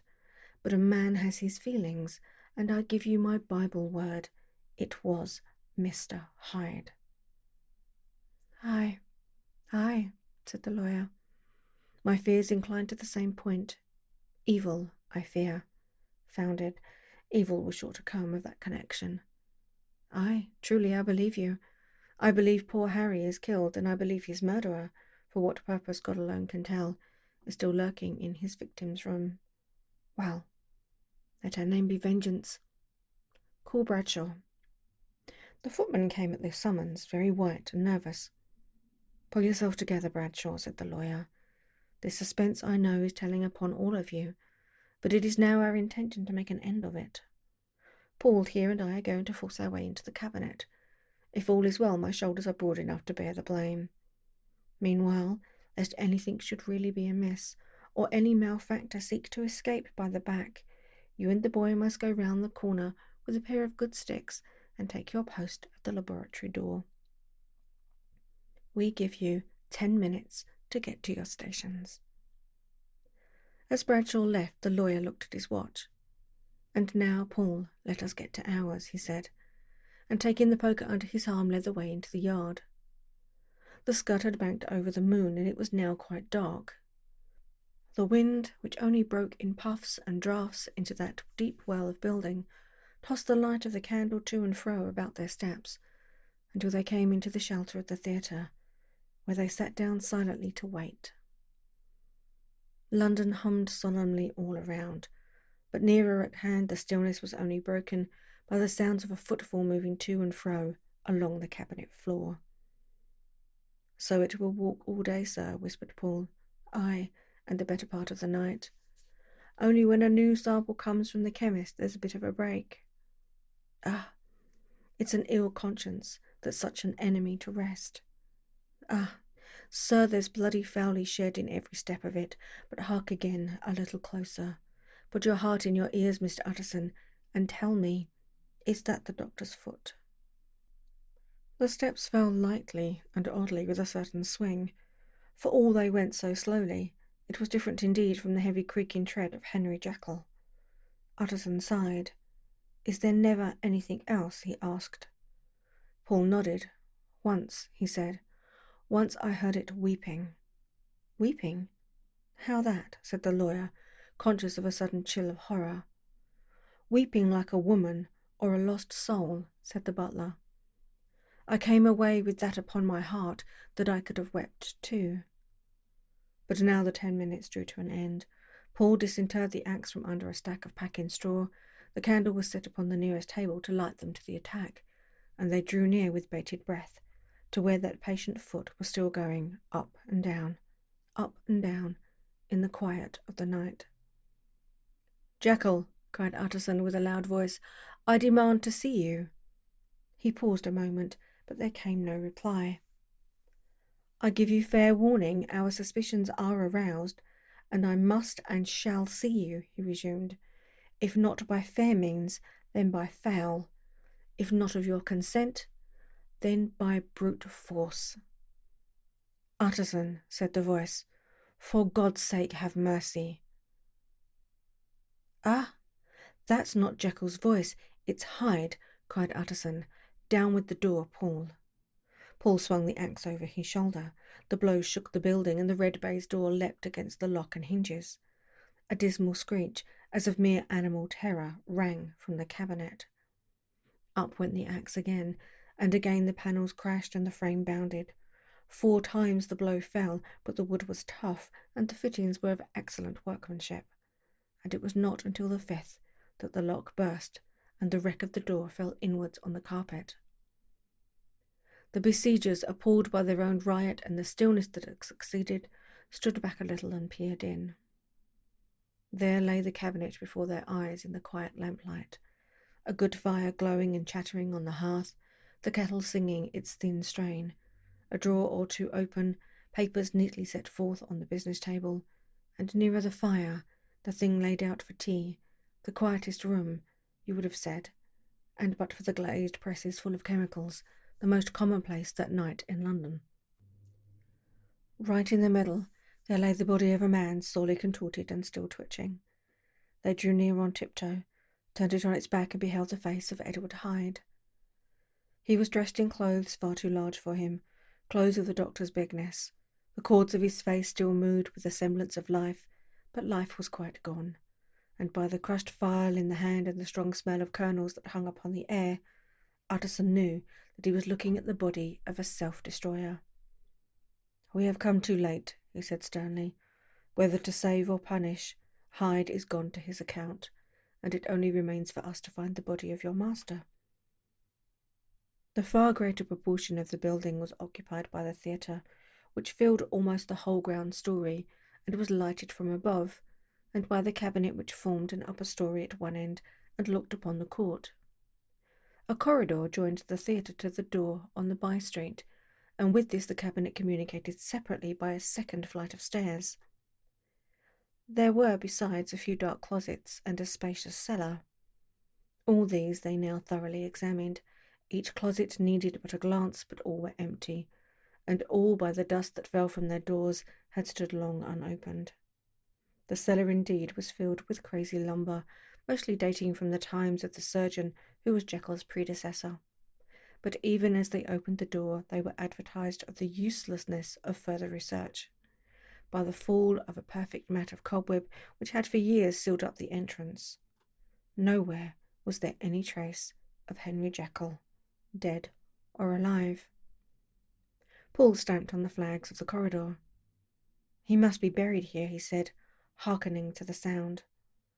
"Or he may have fled," said Utterson, as he turned to examine the door in the by-street. It was locked, and lying nearby on the flags they found the key, already stained with rust. "This does not look like use," observed the lawyer. "Use?" echoed Paul. "Do you not see, sir, it is broken, much as if a man had stamped on it." "Aye," continued Utterson, "and the fractures too are rusty." The two men looked at each other with a scare. "This is beyond me, Paul," said the lawyer. "Let us go back to the cabinet." They mounted the stair in silence, and still with an occasional awestruck glance at the dead body, proceeded more thoroughly to examine the contents of the cabinet. At one table there were traces of chemical work, various measured heaps of some white salt being laid on glass saucers, as though for an experiment in which the unhappy man had been prevented. "This is the same drug that I was always bringing him," said Paul, and even as he spoke the kettle with a startling noise boiled over. This brought them to the fireside, where the easy chair was drawn cosily up, and the tea-things stood ready at the sitter's elbow, the very sugar in the cup. There were several books on the shelf. One lay beside the tea-things opened, and Utterson was amazed to find it a copy of a pious work, for which Jekyll had several times expressed a great esteem, annotated in his own hand with startling blasphemies. Next, in the course of their review of the chamber, the searchers came to the cheval glass, into whose depths they looked with an involuntary horror. But it was so turned as to show them nothing but the rosy glow playing on the roof, the fire sparkling in 100 repetitions along the glazed front of the presses, and their own pale and fearful countenances stooping to look in. "This glass has seen some strange things, sir," whispered Paul. "And surely none stranger than itself," echoed the lawyer in the same tones. "For what did Jekyll—" He caught himself up at the word with a start, and then, conquering the weakness, "What could Jekyll want with it?" he said. "You may say that," said Paul. Next they turned to the business table. On the desk amongst the neat array of papers, a large envelope was uppermost, and bore in the doctor's hand the name of Mr. Utterson. The lawyer unsealed it, and several enclosures fell to the floor. The first was a will drawn in the same eccentric terms as the one which he had returned 6 months before, to serve as a testament in case of death and as a deed of gift in case of disappearance. But in place of the name of Edward Hyde, the lawyer, with indescribable amazement, read the name of Gabriel John Utterson. He looked at Paul, and then back at the paper, the last of all at the dead malefactor stretched upon the carpet. "My head goes round," he said. "He has been all these days in possession. He had no cause to like me. He must have raged to see himself displaced, and he has not destroyed this document. He caught up the next paper. It was a brief note in the doctor's hand and dated at the top. "Oh, Paul," the lawyer cried.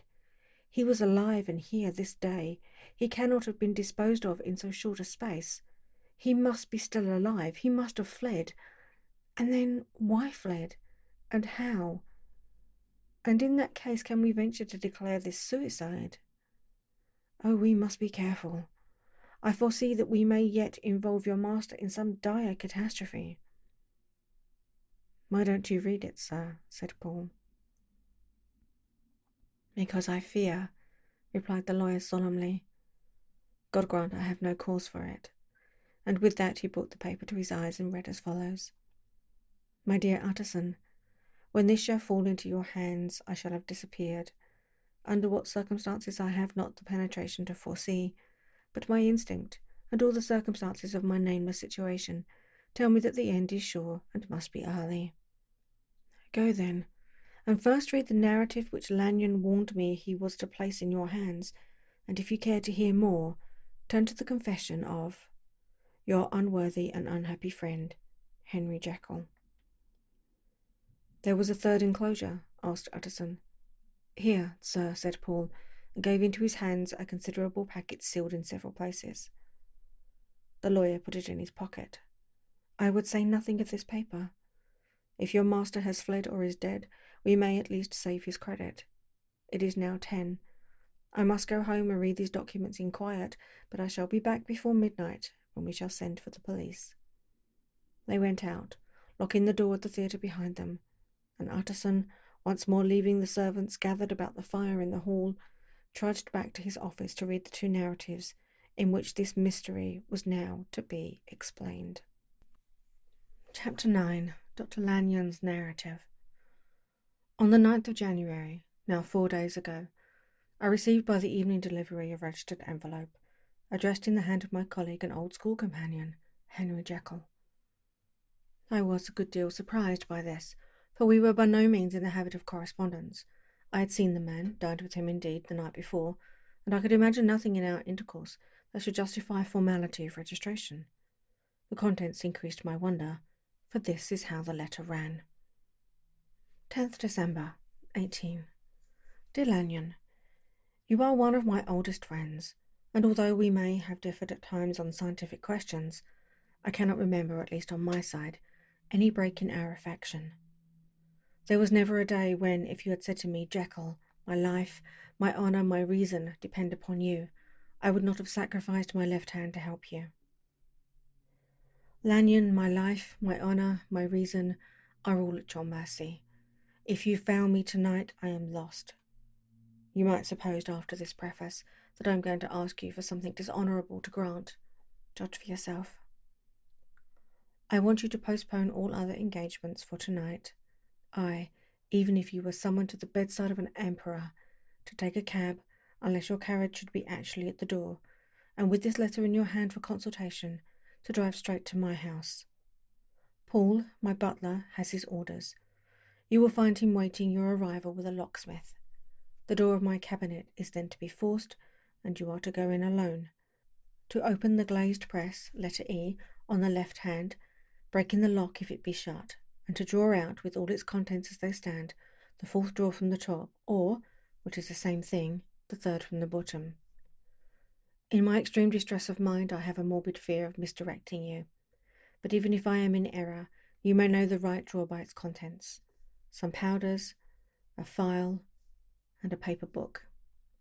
This drawer I beg of you to carry back with you to Cavendish Square exactly as it stands. That is the first part of the service.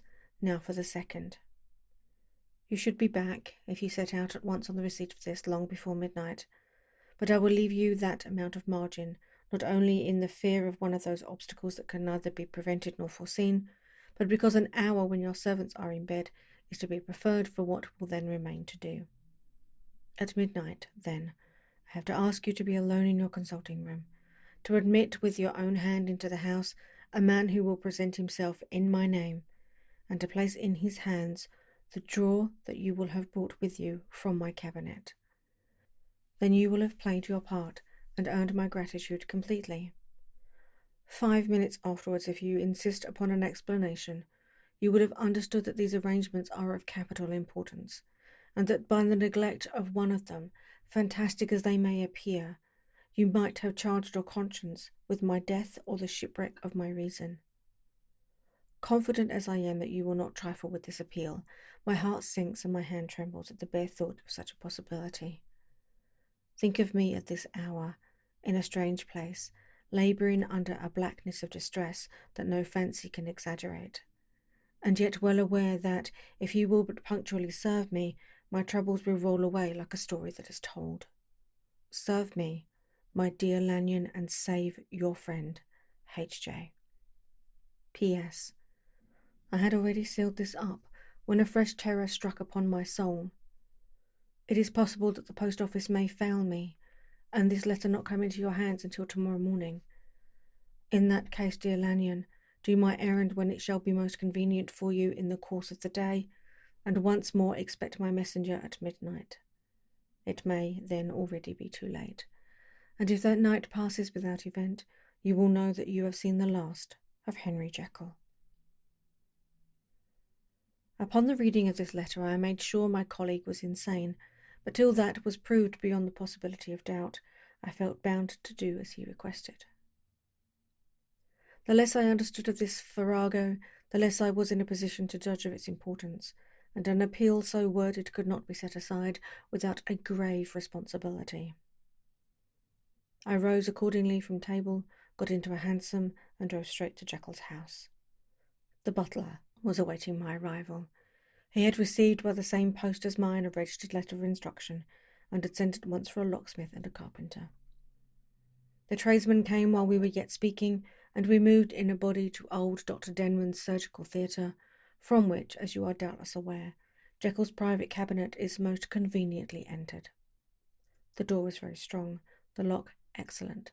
The carpenter avowed he would have great trouble and have to do much damage if force were to be used, and the locksmith was near despair. But this last was a handy fellow, and after 2 hours' work the door stood open. The press marked E was unlocked, and I took out the drawer, had it filled up with straw and tied in a sheet, and returned with it to Cavendish Square. Here I proceeded to examine its contents.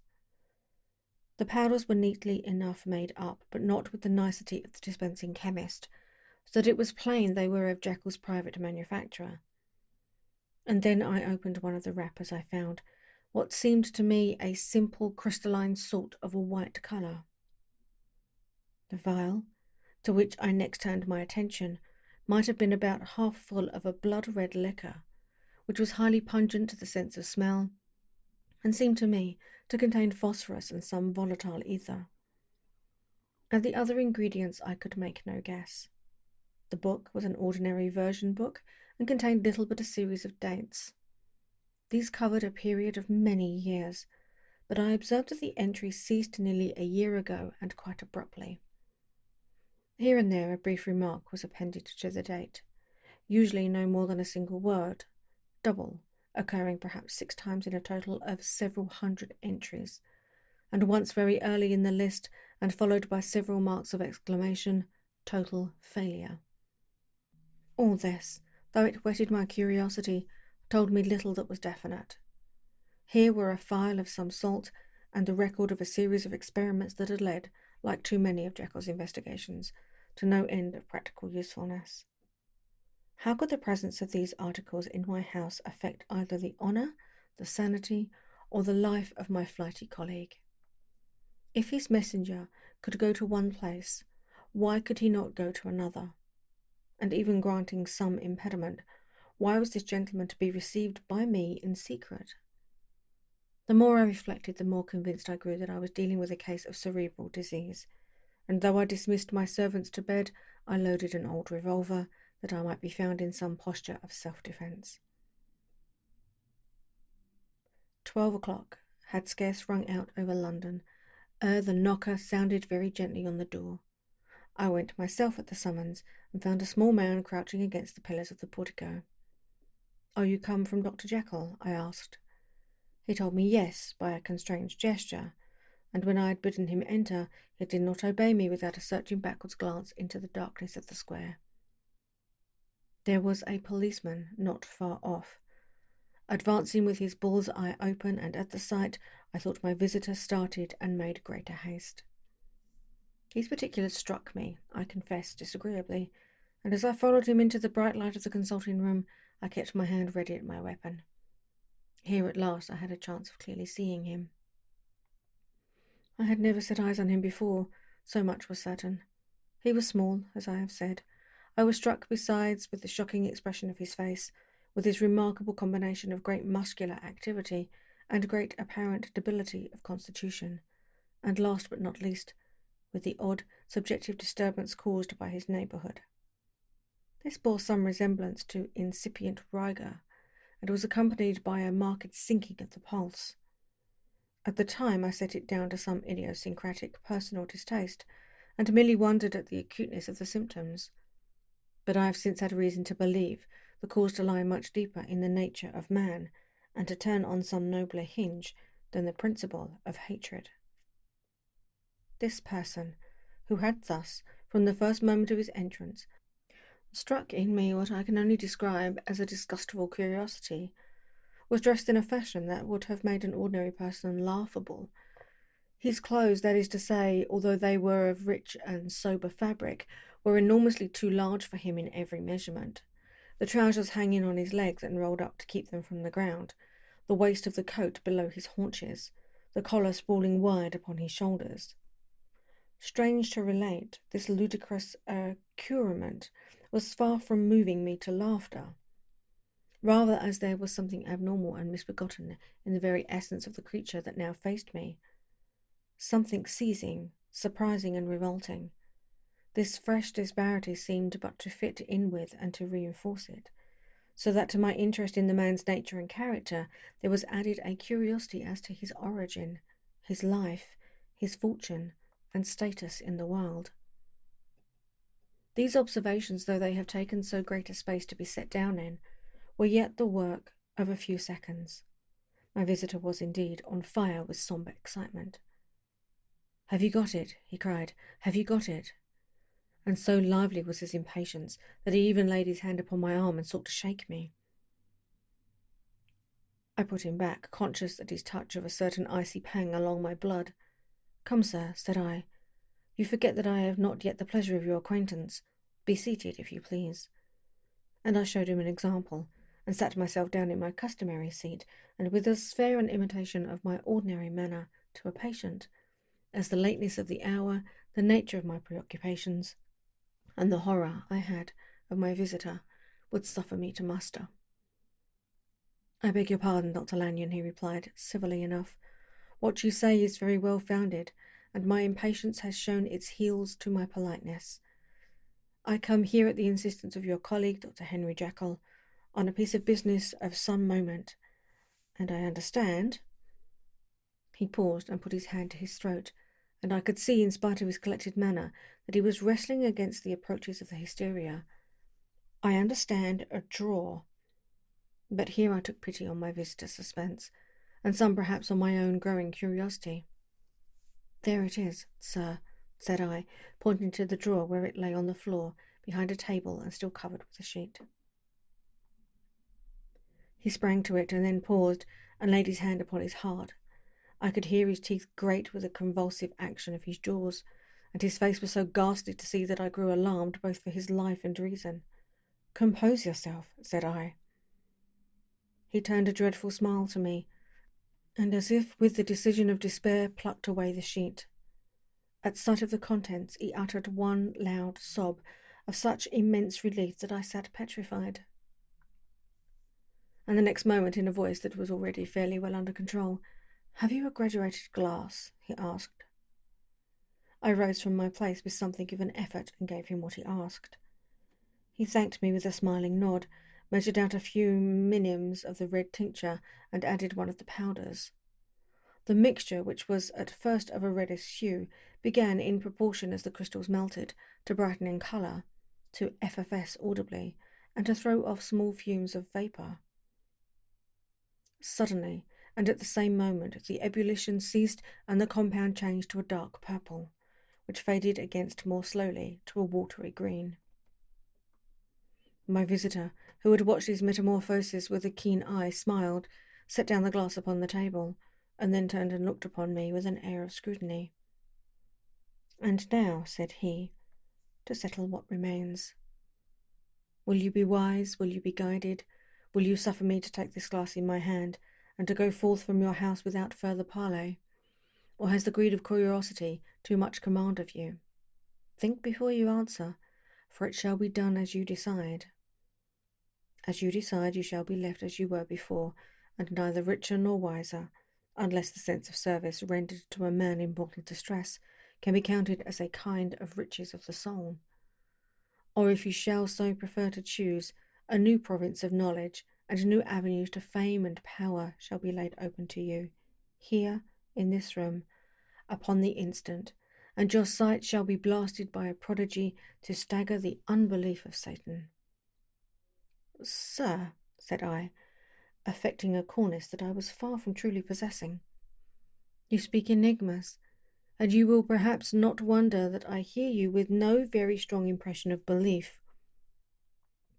But I have gone too far in the way of inexplicable services to pause before I see the end."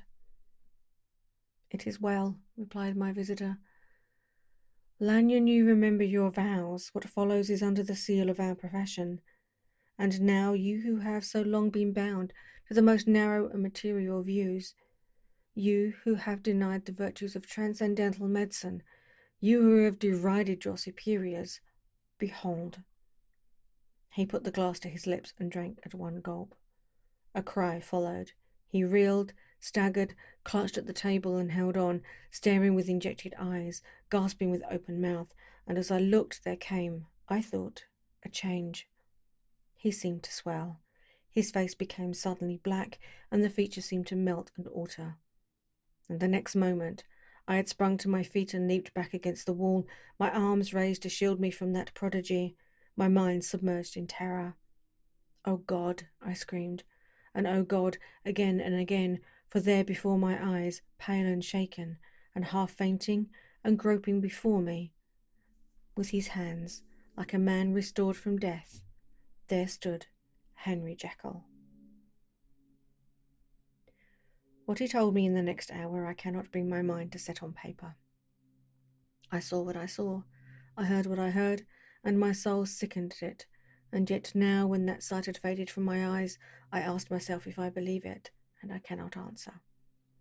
My life is shaken to its roots. Sleep has left me, the deadliest terror sits by me at all hours of the day and night, and I feel that my days are numbered, and that I must die. And yet I shall die incredulous. As for the moral turpitude that man unveiled to me, even with tears of penitence I cannot, even in memory, dwell on it without a start of horror. I will say but one thing, Utterson, and that, if you can bring your mind to credit it, will be more than enough. The creature who crept into my house that night was, on Jekyll's own confession, known by the name of Hyde, and hunted for, in every corner of the land, as the murderer of Carew. Hasty Lanyon. Chapter 10. Henry Jekyll's full statement of the case. I was born in the year 18, to a large fortune, endowed besides with excellent parts, inclined by nature to industry, fond of the respect of the wise and good amongst my fellow men, and thus, as might have been supposed, with every guarantee of an honourable and distinguished future. And indeed the worst of my faults was a certain impatient gaiety of disposition, such as has made the happiness of many, but such as I found it hard to reconcile with my imperious desire to carry my head high, and wear a more than commonly grave countenance before the public.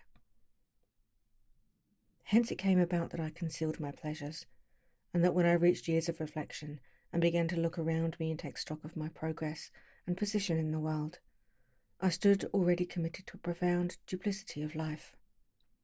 Many a man would have even blazoned such irregularities as I was guilty of, but from the high views that I had set before me, I regarded and hid them with an almost morbid sense of shame.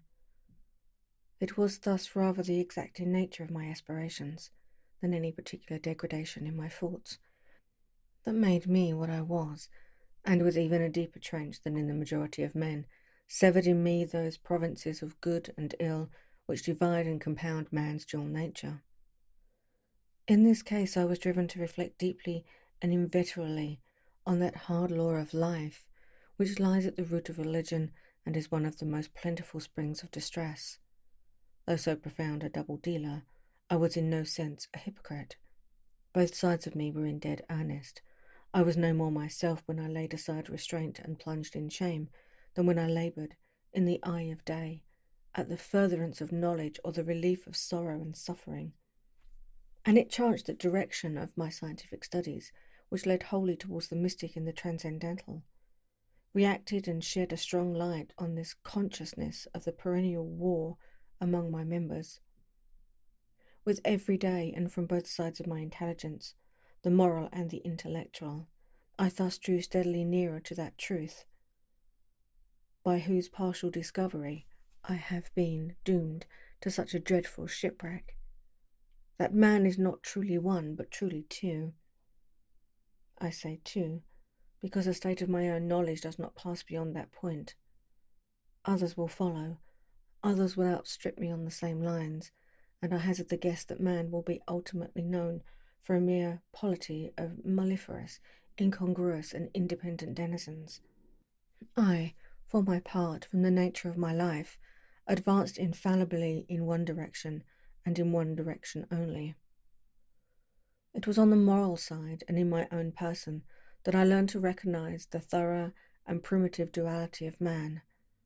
I saw that, of the two natures that contended in the field of my consciousness, even if I could rightly be said to be either, it was only because I was radically both, and from an early date, even before the course of my scientific discoveries had begun to suggest the most naked possibility of such a miracle, I had learned to dwell with pleasure, as a beloved daydream, on the thought of the separation of these elements. If each, I told myself, could be housed in separate identities, life would be relieved of all that was unbearable. The unjust might go his way, delivered from the aspirations and remorse of his more upright twin, and the just could walk steadfastly and securely on his upward path, doing the good things in which he found his pleasure, and no longer exposed to disgrace and penitence by the hands of this extraneous evil. It was the curse of mankind that these incongruous faggots were thus bound together, that in the agonized womb of consciousness these polar twins should be continuously struggling. How, then, were they dissociated? I was so far in my reflections when, as I have said, a sidelight began to shine upon the subject from the laboratory table. I began to perceive more deeply than it has ever yet been stated the trembling immateriality, the mist-like transience of this seemingly so solid body in which we walk attired. Certain agents I found to have the power to shake and pluck back that freshly vestment, even as a wind might toss the curtains of a pavilion. For two good reasons, I will not enter deeply into this scientific branch of my confession. First, because I have been made to learn that the doom and burthen of our life is bound forever on man's shoulders, and when the attempt is made to cast it off, it but returns upon us with more unfamiliar and more awful pressure. Second, because, as my narrative will make, alas, too evident, my discoveries were incomplete. Enough, then, that I not only recognized my natural body from the mere aura and effulgence of certain of the powers that made up my spirit, but managed to compound a drug by which these powers should be dethroned from their supremacy, and a second form and countenance substituted, none the less natural to me because they were the expression and bore the stamp of lower elements in my soul. I hesitated long before I put this theory to the test of practice. I knew well that I risked death, for any drug that so potently controlled and shook the very fortress of identity might, by the least scruple of an overdose, or at the least inopportunity in the moment of exhibition, utterly blot out that immaterial tabernacle which I looked to it to change. But the temptation of a discovery so singular and profound at last overcame the suggestions of alarm. I had long since prepared my tincture. I purchased at once from a firm of wholesale chemists a large quantity of a particular salt which I knew, from my experiments, to be the last ingredient required, and late one accursed night I compounded the elements, watched them boil and smoke together in the glass, and when the ebullition had subsided, with a strong glow of courage, drank off the potion. The most racking pangs succeeded, a grinding in the bones, deadly nausea, and a horror of the spirit that cannot be exceeded at the hour of birth or death. Then these agonies began swiftly to subside, and I came to myself as if out of a great sickness. There was something strange in my sensations, something indescribably new, and from its very novelty incredibly sweet. I felt younger, lighter, happier in body. Within I was conscious of a heady recklessness, a current of disordered sensual images running like a mill race in my fancy, a solution of the bonds of obligation, an unknown but not an innocent freedom of the soul. I knew myself, at the first breath of this new life, to be more wicked, tenfold more wicked, sold a slave to my original evil, and the thought in that moment braced and delighted me like wine. I stretched out my hands, exulting in the freshness of these sensations, and in the act I was suddenly aware that I had lost in stature. There was no mirror at that date in my room. That which stands beside me as I write was brought there later on, and for the very purpose of these transformations. The night, however, was far gone into the morning. The morning, black as it was nearly ripe for the conception of the day.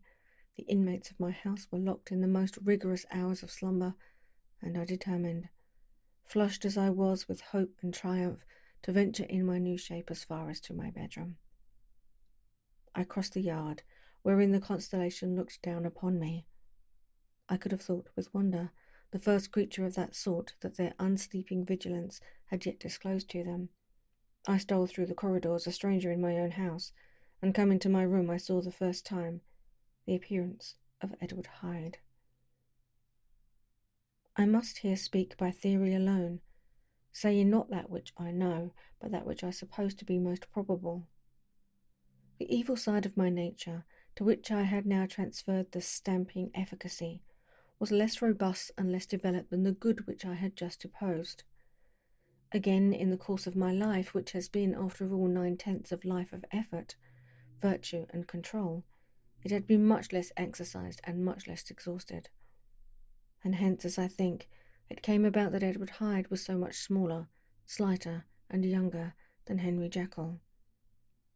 Even as good shone upon the countenance of the one, evil was written broadly and plainly on the face of the other. Evil besides, which I must still believe to be the lethal side of man, had left on that body an imprint of deformity and decay. And yet when I looked upon that ugly idol in the glass, I was conscious of no repugnance, rather of a leap of welcome. This, too, was myself.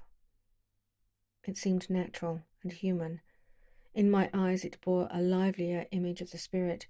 It seemed more express and single than the imperfect and divided countenance I had been hitherto accustomed to call mine. And in so far I was doubtless right. I have observed that when I wore the semblance of Edward Hyde, none could come near to me at first without a visible misgiving of the flesh. This, as I take it, was because all human beings, as we meet them, are commingled out of good and evil, and Edward Hyde, alone in the ranks of mankind, was pure evil. I lingered but a moment at the mirror. The second and conclusive experiment had yet to be attempted. It yet remained to be seen if I had lost my identity beyond redemption and must flee before daylight from a house that was no longer mine, and hurrying back to my cabinet, I once more prepared and drank the cup, once more suffered the pangs of dissolution, and came to myself once more with the character, the stature, and the face of Henry Jekyll. That night I had come to the fatal crossroads. Had I approached my discovery in a more noble spirit, Had I risked the experiment while under the empire of generous or pious aspirations, all must have been otherwise. And from these agonies of birth and death, I had come forth an angel instead of a fiend. The drug had no discriminating action. It was neither diabolical nor divine.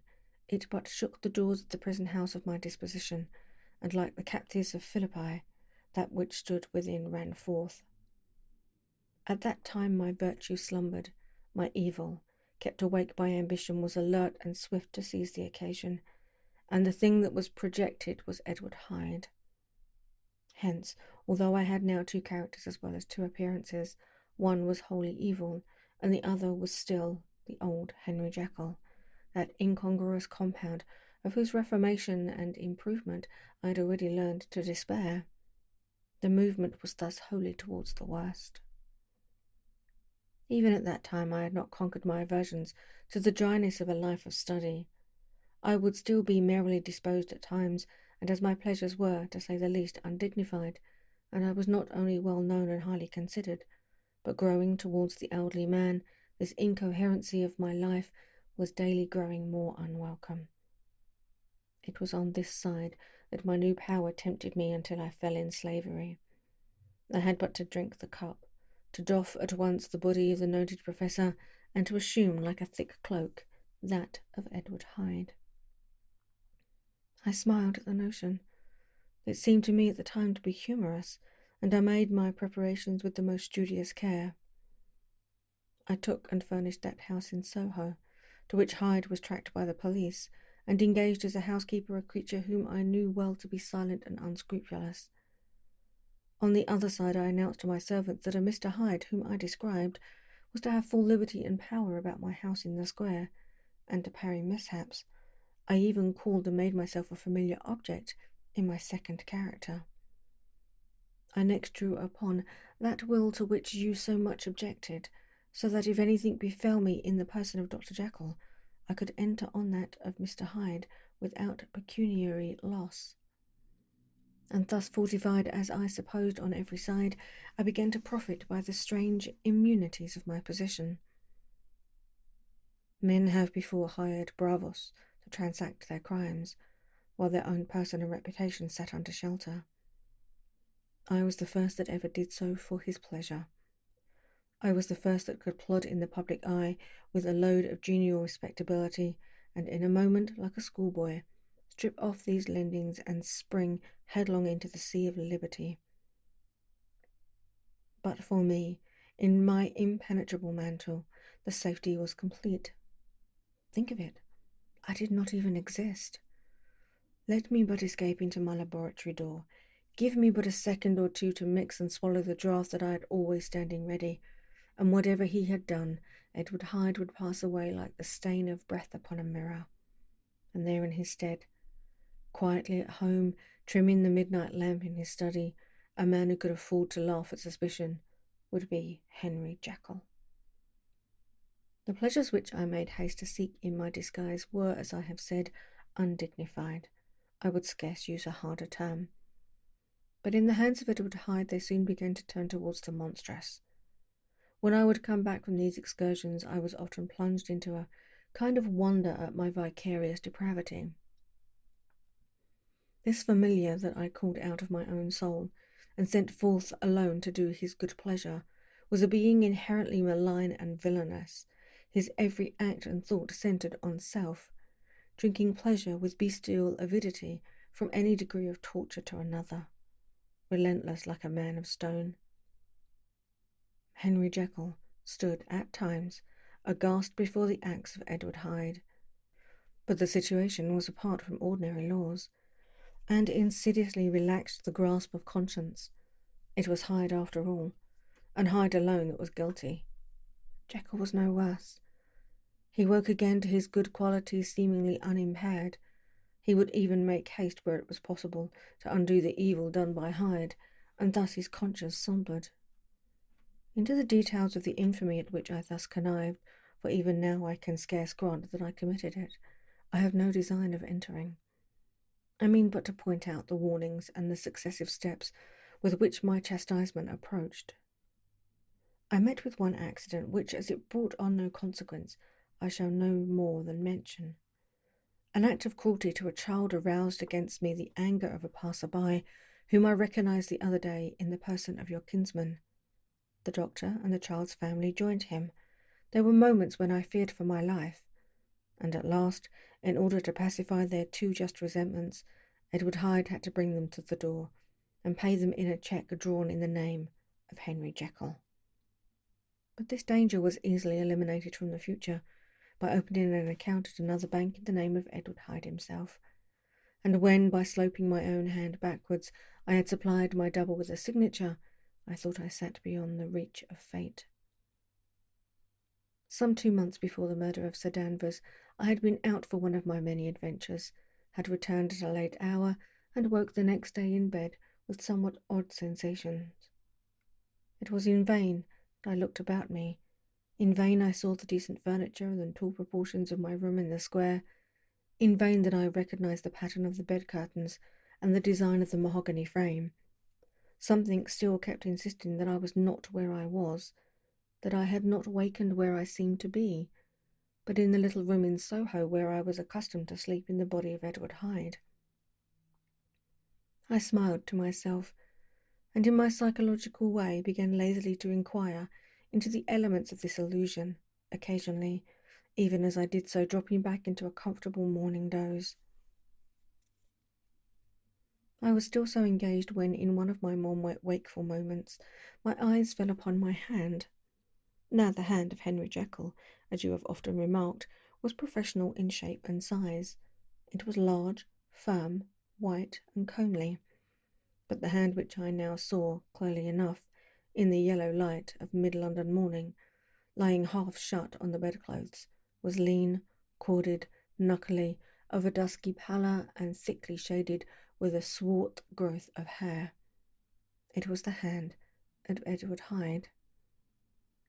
I must have stared upon it for near half a minute, sunk as I was in the mere stupidity of wonder, before terror woke up in my breast as sudden and startling as the crash of cymbals, and bounding from my bed I rushed to the mirror. At the sight that met my eyes, my blood was changed into something exquisitely thin and icy. Yes, I had gone to bed Henry Jekyll. I had awakened Edward Hyde. How was this to be explained? I asked myself, and then, with another bound of terror, how was it to be remedied? It was well on in the morning. The servants were up. All my drugs were in the cabinet. A long journey down 2 pairs of stairs, through the back passage, across the open court, and through the anatomical theatre, from where I was then standing horror-struck. It might indeed be possible to cover my face, but of what use was that, when I was unable to conceal the alteration in my stature? And then, with an overpowering sweetness of relief, it came back upon my mind that the servants were already used to the comings and going of my second self. I had soon dressed as well as I was able, in clothes of my own size, had soon passed through the house, where Bradshall stared and drew back at seeing Mr. Hyde at such an hour and in such a strange array, and 10 minutes later Dr. Jekyll had returned to his own shape, and was sitting down with a darkened brow to make a feint of breakfasting. Small indeed was my appetite. This inexplicable incident, this reversal of my previous experience, seemed, like the Babylonian finger on the wall, to be spelling out the letters of my judgment, and I began to reflect more seriously than ever before on the issues and possibilities of my double existence. That part of me which I had the power of projecting had lately been much exercised and nourished. It had seemed to me of late as though the body of Edward Hyde had grown in stature, as though, when I wore that form, I were conscious of a more generous tide of blood, and I began to spy a danger that, if this were much prolonged, the balance of my nature might be permanently overthrown. The power of voluntary change be forfeited, and the character of Edward Hyde become irrevocably mine. The power of the drug had not been always equally displayed. Once, very early in my career, it totally fouled me. Since then I had been obliged on more than one occasion to double, and once, with infinite risk of death, to treble the amount, and these rare uncertainties had cast hitherto the sole shadow on my contentment. Now, however, and in the light of that morning's accident, I was led to remark that whereas in the beginning the difficulty had been to throw off the body of Jekyll, it had of late gradually been decidedly transferred itself to the other side. All things therefore seemed to point to this, that I was slowly losing hold of my original and better self, and becoming slowly incorporated with my second and worst. Between these two I now felt I had to choose. My two natures had memory in common, but all other faculties were most unequally shared between them. Jekyll, who was composite, now with the most sensitive apprehensions, now with a greedy gusto, projected and shared in the pleasures and adventures of Hyde. But Hyde was indifferent to Jekyll, all but remembered him as the mountain bandit remembers the cavern in which he conceals himself from pursuit. Jekyll had more than a father's interest, Hyde had more than a son's indifference. To cast in my lot with Jekyll was to die to those appetites which I had long secretly indulged, and had of late begun to pamper. To cast in with Hyde was to die to 1,000 interests and aspirations, and to become at a blow and forever despised and friendless. The bargain might appear unequal, but there was still another consideration in the scales.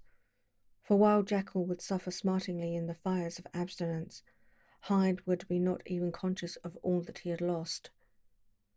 Strange as my circumstances were, the terms of this debate were as old and commonplace as man. Much the same inducements and alarms cast the die for any tempted and trembling sinner, as it fell out with me, as it falls with so vast a majority of my fellows, that I chose the better part, and was found wanting in the strength to keep to it. Yes, I preferred the elderly and discontented doctor, surrounded by friends and cherished honest hopes, and bade a resolute farewell to the liberty, the comparative youth, the light step, leaping impulses, and secret pleasures that I had enjoyed in the disguise of Hyde.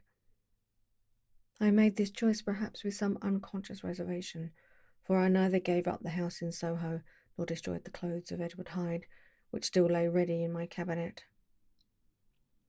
For 2 months, however, I was true to my determination. For 2 months I led a life of such severity as I had never before attained to, and enjoyed the compensations of an approving conscience. But time began at last to obliterate the freshness of my alarm. The praises of conscience began to grow into a thing of course. I began to be tortured with throes and longings, as of Hyde struggling after freedom. And at last, in an hour of moral weakness, I once again compounded and swallowed the transforming draught. I do not suppose that, when a drunkard reasons with himself upon his vice, he is once out of 500 times affected by the dangers that he runs through his brutish, physical insensibility. Neither had I, long as I had considered my position, made enough allowance for the complete moral insensibility and insensate readiness to evil, which were the leading characters of Edward Hyde. Yet it was by these that I was punished. My devil had been long caged, he came out roaring. I was conscious, even when I took the draught, of a more unbridled, a more furious propensity to ill. It must have been this, I suppose, that stirred in my soul that tempest of impatience with which I listened to the civilities of my unhappy victim. I declare, at least before God, no man morally sane could have been guilty of that crime upon so pitiful a provocation, and that I struck in no more reasonable spirit than that in which a sick child may break a plaything. But I had voluntarily stripped myself of all those balancing instincts, by which even the worst of us continues to walk with some degree of steadiness among temptations, and in my case to be tempted, however slightly, was to fall. Instantly the spirit of hell awoke in me and raged.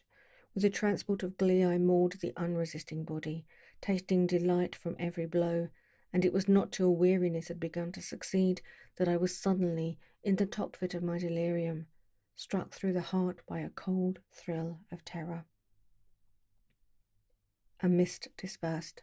I saw my life to be forfeit, and fled from the scene of these excesses, at once glorying and trembling, my lust of evil gratified and stimulated, my love of life screwed to the topmost peg. I ran to the house in Soho, and to make assurance doubly sure, destroyed my papers. Thence I set out through the lamplit streets, in the same divided ecstasy of mind, gloating on my crime, light-headedly devising others in the future, and yet still hastened and still hearkened in my wake for the steps of the avenger. Hyde had a song upon his lips as he compounded the draught, and as he drank it pledged the dead man. The pangs of transformation had not done tearing him, before Henry Jekyll, with streaming tears of gratitude and remorse, had fallen upon his knees and lifted his clasped hands to God. The veil of self-indulgence was rent from head to foot. I saw my life as a whole. I followed it up from the days of childhood, when I had walked with my father's hand, and through the self-denying toils of my professional life, to arrive, again and again, with the same sense of unreality, at the damned horrors of the evening. I could have screamed aloud. I sought with tears and prayers to smother down the crowd of hideous images and sounds with which my memory swarmed against me, and still, between the petitions, the ugly face of my iniquity stared into my soul. As the acuteness of this remorse began to die away, it was succeeded by a sense of joy. The problem of my conduct was solved. Hyde was thenceforth impossible. Whether I would or not, I was now confined to the better part of my existence. And oh, how I rejoiced to think of it! With what willing humility I embraced anew the restrictions of natural life! With what sincere renunciation I locked the door by which I had so often gone and come, and ground the key under my heel. The next day came the news that the murder had been overlooked, that the guilt of Hyde was patent to the world, and that the victim was a man high in public estimation. It was not only a crime. It had been a tragic folly. I think I was glad to know it. I think I was glad to have my better impulses thus buttressed and guarded by the terrors of the scaffold. Jekyll was now my city of refuge. Let but Hyde peep out an instant, and the hands of all men would be raised to take and slay him. I resolved in my future conduct to redeem the past, and I can say with honesty that my resolve was fruitful of some good. You know yourself how earnestly in the last months of the last year I laboured to relieve suffering. You know that much was done for others, and that the days passed quietly, almost happily, for myself. Nor can I truly say that I wearied of this beneficent and innocent life. I think instead that I daily enjoyed it more completely, but I was still cursed with my duality of purpose, and as the first edge of my penitence worn off, the lower side of me, so long indulged, so recently chained down, began to growl for license. Not that I dreamed of resuscitating Hyde. The bare idea of that would startle me to frenzy. No. It was in my own person that I was once more tempted to trifle with my conscience, and it was as an ordinary secret sinner that I at last fell before the assaults of temptation. There comes an end to all things. The most capacious measure is filled at last, and this brief condescension to my evil finally destroyed the balance of my soul. And yet I was not alarmed. The fall seemed natural, like a return to the old days before I had made my discovery. It was a fine, clear January day, wet underfoot where the frost had melted, but cloudless overhead, and the Regent's Park was full of winter chirrupings and sweet with spring odours. I sat in the sun on a bench, the animal within me licking the chops of memory, the spiritual side a little drowsed, promising subsequent penitence, but not yet moved to begin. After all, I reflected, I was like my neighbours. And then I smiled, comparing myself with other men, comparing my active goodwill with the lazy cruelty of their neglect. And at the very moment of that vainglorious thought, a qualm came over me, a horrid nausea, and the most deadly shuddering. These passed away and left me faint, and then as in its turn faintness subsided, I began to be aware of a change in the temper of my thoughts, a greater boldness, a contempt of danger, a solution of the bonds of obligation. I looked down. My clothes hung formlessly on my shrunken limbs. The hands that lay on my knee were corded and hairy. I was once again Edward Hyde. A moment before I had been safe of all men's respect, wealthy, beloved, the cloth laying for me in the dining room at home, and now I was the common quarry of mankind, hunted, houseless, a known murderer, thrall to the gallows. My reason wavered, but it did not fail me utterly. I have more than once observed that in my second character my faculties seemed sharpened to a point, and my spirits more tensely elastic. Thus it came about me, where Jekyll perhaps might have succumbed, Hyde rose to the importance of the moment. My drugs were in one of the presses of my cabinet. How was I to reach them? That was the problem that, crushing my temples in my hands, I set myself to solve. The laboratory door I had closed. If I sought to enter the house, my own servants would consign me to the gallows. I saw I must employ another hand, and thought of Lanyon. How was he to be reached? How persuaded? Supposing that I escaped capture in the streets, how was I to make my way into his presence? And how should I, an unknown and displeasing visitor, prevail on a famous physician to rifle the study of his colleague, Dr. Jekyll? Then I remembered that of my original character. One part remained to me. I could write my own hand, and once I had conceived that kindling spark, the way that I must follow became lighted up from end to end. Thereupon I arranged my clothes as best I could, and summoning a passing hansom, drove to an hotel in Portland Street, the name of which I chanced to remember. At my appearance, which was indeed comical enough, however tragic a fate these garments covered, the driver could not conceal his mirth. I gnashed my teeth upon him with a gust of devilish fury, and the smile withered from his face. Happily for him, yet more happily for myself, for in another instant I had certainly dragged him from his perch. At the inn as I entered, I looked about me with so black a countenance as made the attendants tremble. Not a look did they exchange in my presence, but obsequiously took my orders, led me to a private room, and brought me wherewithal to write. Hyde in danger of his life was a creature new to me, shaken with inordinate anger, strung to the pitch of murder, lusting to inflict pain. Yet the creature was astute, mastered his fury with a great effort of the will, composed his two important letters, one to Lanyon and one to Paul, and that he might receive actual evidence of their being posted, sent them out with directions that they should be registered. Thenceforth he sat all day over the fire in the private room, gnawing his nails. There he dined, sitting alone with his fears, the waiter visibly quailing before his eyes, and thence, when the night was fully come, he set forth in the corner of a closed cab, and was driven to and fro about the streets of the city. He, I say, I cannot say, that child of hell had nothing human, nothing lived in him but fear and hatred. And when at last, thinking the driver had begun to grow suspicious, he discharged the cab and ventured on foot, attired in his misfitting clothes, an object marked out for observation, into the midst of the nocturnal passengers. These two base passions raged within him like a tempest. He walked fast, hunted by his fears, chattering to himself, skulking through the less frequently thoroughfares, counting the minutes that still divided him from midnight. Once a woman spoke to him, offered, I think, a box of lights. He smote her in the face, and she fled. When I came to myself at Lanyon's, the horror of my old friend perhaps affected me somewhat. I do not know. It was at least but a drop in the ocean to the abhorrence with which I had looked upon these hours.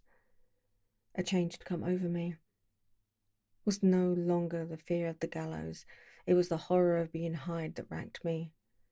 I received Lanyon's condemnation partly in a dream. It was partly in a dream that I came home to my own house and got into bed.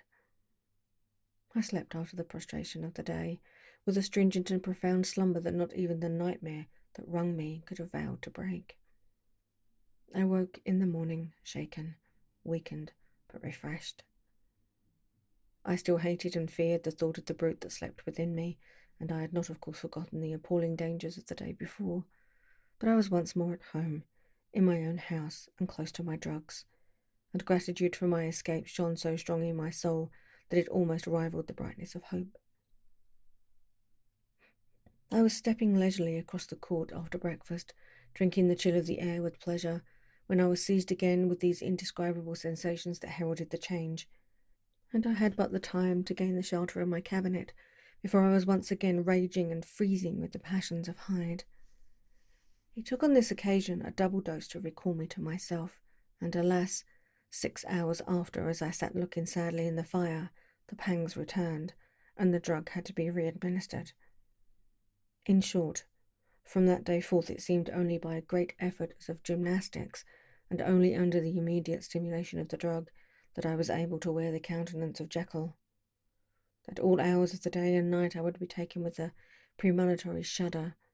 Above all, if I slept or even dozed for a moment in my chair, it was always Hyde that I awakened. Under the strain of this continually impending doom, and by the sleeplessness to which I had condemned myself, even beyond that I had thought possible to man, I became in my own person a creature eaten up and emptied by fever, languidly weak both in body and mind, and solely occupied by one thought, the horror of my other self. But when I slept, or when the virtue of the medicine wore off, I would leap almost without transition, for the pangs of transformation grew daily less marked, into the possession of a fancy brimming with images of terror, a soul boiling with causeless hatreds, and a body that seemed not strong enough to contain the raging energies of life. The powers of Hyde seemed to have grown with the sickliness of Jekyll, and certainly the hate that now divided them was equal on each side. With Jekyll it was a thing of vital instinct. He had now seen the full deformity of that creature that shared with him some of the phenomena of consciousness, and was co-heir with him to death. And beyond these links of community, which in themselves made the most poignant part of his distress, he thought of Hyde, for all his energy of life, as of something not only hellish, but inorganic. This was the shocking thing, that the slime of the pit seemed to utter cries and voices, that the amorphous dust gesticulated and sinned, that what was dead and had no shape should usurp the offices of life.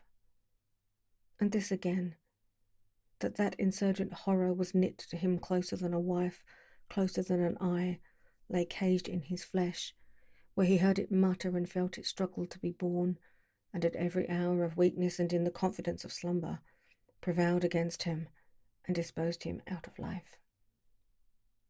The hatred of Hyde for Jekyll was of a different order.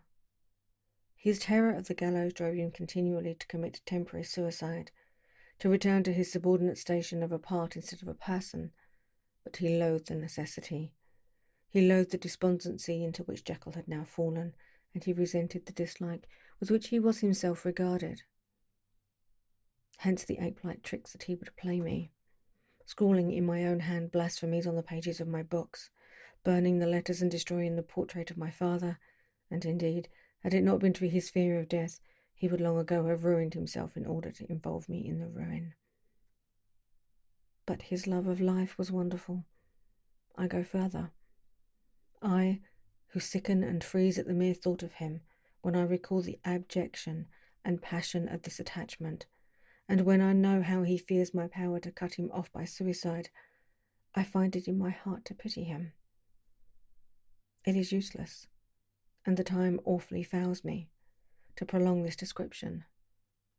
No one has ever suffered such torments, let that suffice, and yet even to these, habit brought, no, not alleviation, but a certain callousness of soul, a certain acquiescence of despair, and my punishment might have gone on for years, but for the last calamity which has now fallen, and which has finally severed me from my own face and nature.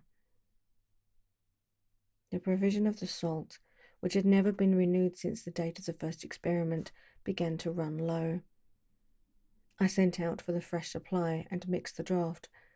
The ebullition followed, and the first change of colour, not the second. I drank it, and it was without efficacy. You will learn from Paul how I have had London ransacked. It was in vain, and I am now persuaded that my first supply was impure, and that it was that unknown impurity which lent efficacy to the draught. About a week has passed, and I am now finishing this statement under the influence of the last of the old powders. This, then, is the last time, short of a miracle, that Henry Jekyll can think his own thoughts or see his own face, now how sadly altered in the glass. Nor must I delay too long to bring my writing to an end, for if my narrative has hitherto escaped destruction, it has been by a combination of great prudence and great good luck. Should the throes of change take me in the act of writing it, Hyde will tear it to pieces. But if some time shall have elapsed after I have laid it by, his wonderful selfishness and circumspection to the moment will probably save it once again from the action of his ape-like spite. And indeed, the doom that is closing on us both has already changed and crushed him. Half an hour from now, when I shall again and forever re-endue that hatred personality, I know how I shall sit shuddering and weeping in my chair, or continue with the most strained and fear-struck ecstasy of listening to pace up and down this room, my last earthly refuge, and give ear to every sound of menace. Will Hyde die upon the scaffold? Or will he find courage to release himself at the last moment? God knows. I am careless. This is my true hour of death, and what is to follow concerns another than myself. Here, then, as I lay down the pen and proceed to seal up my confession, I bring the life of that unhappy Henry Jekyll to an end.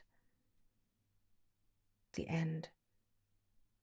The Strange Case of Dr. Jekyll and Mr. Hyde by Robert Louis Stevenson.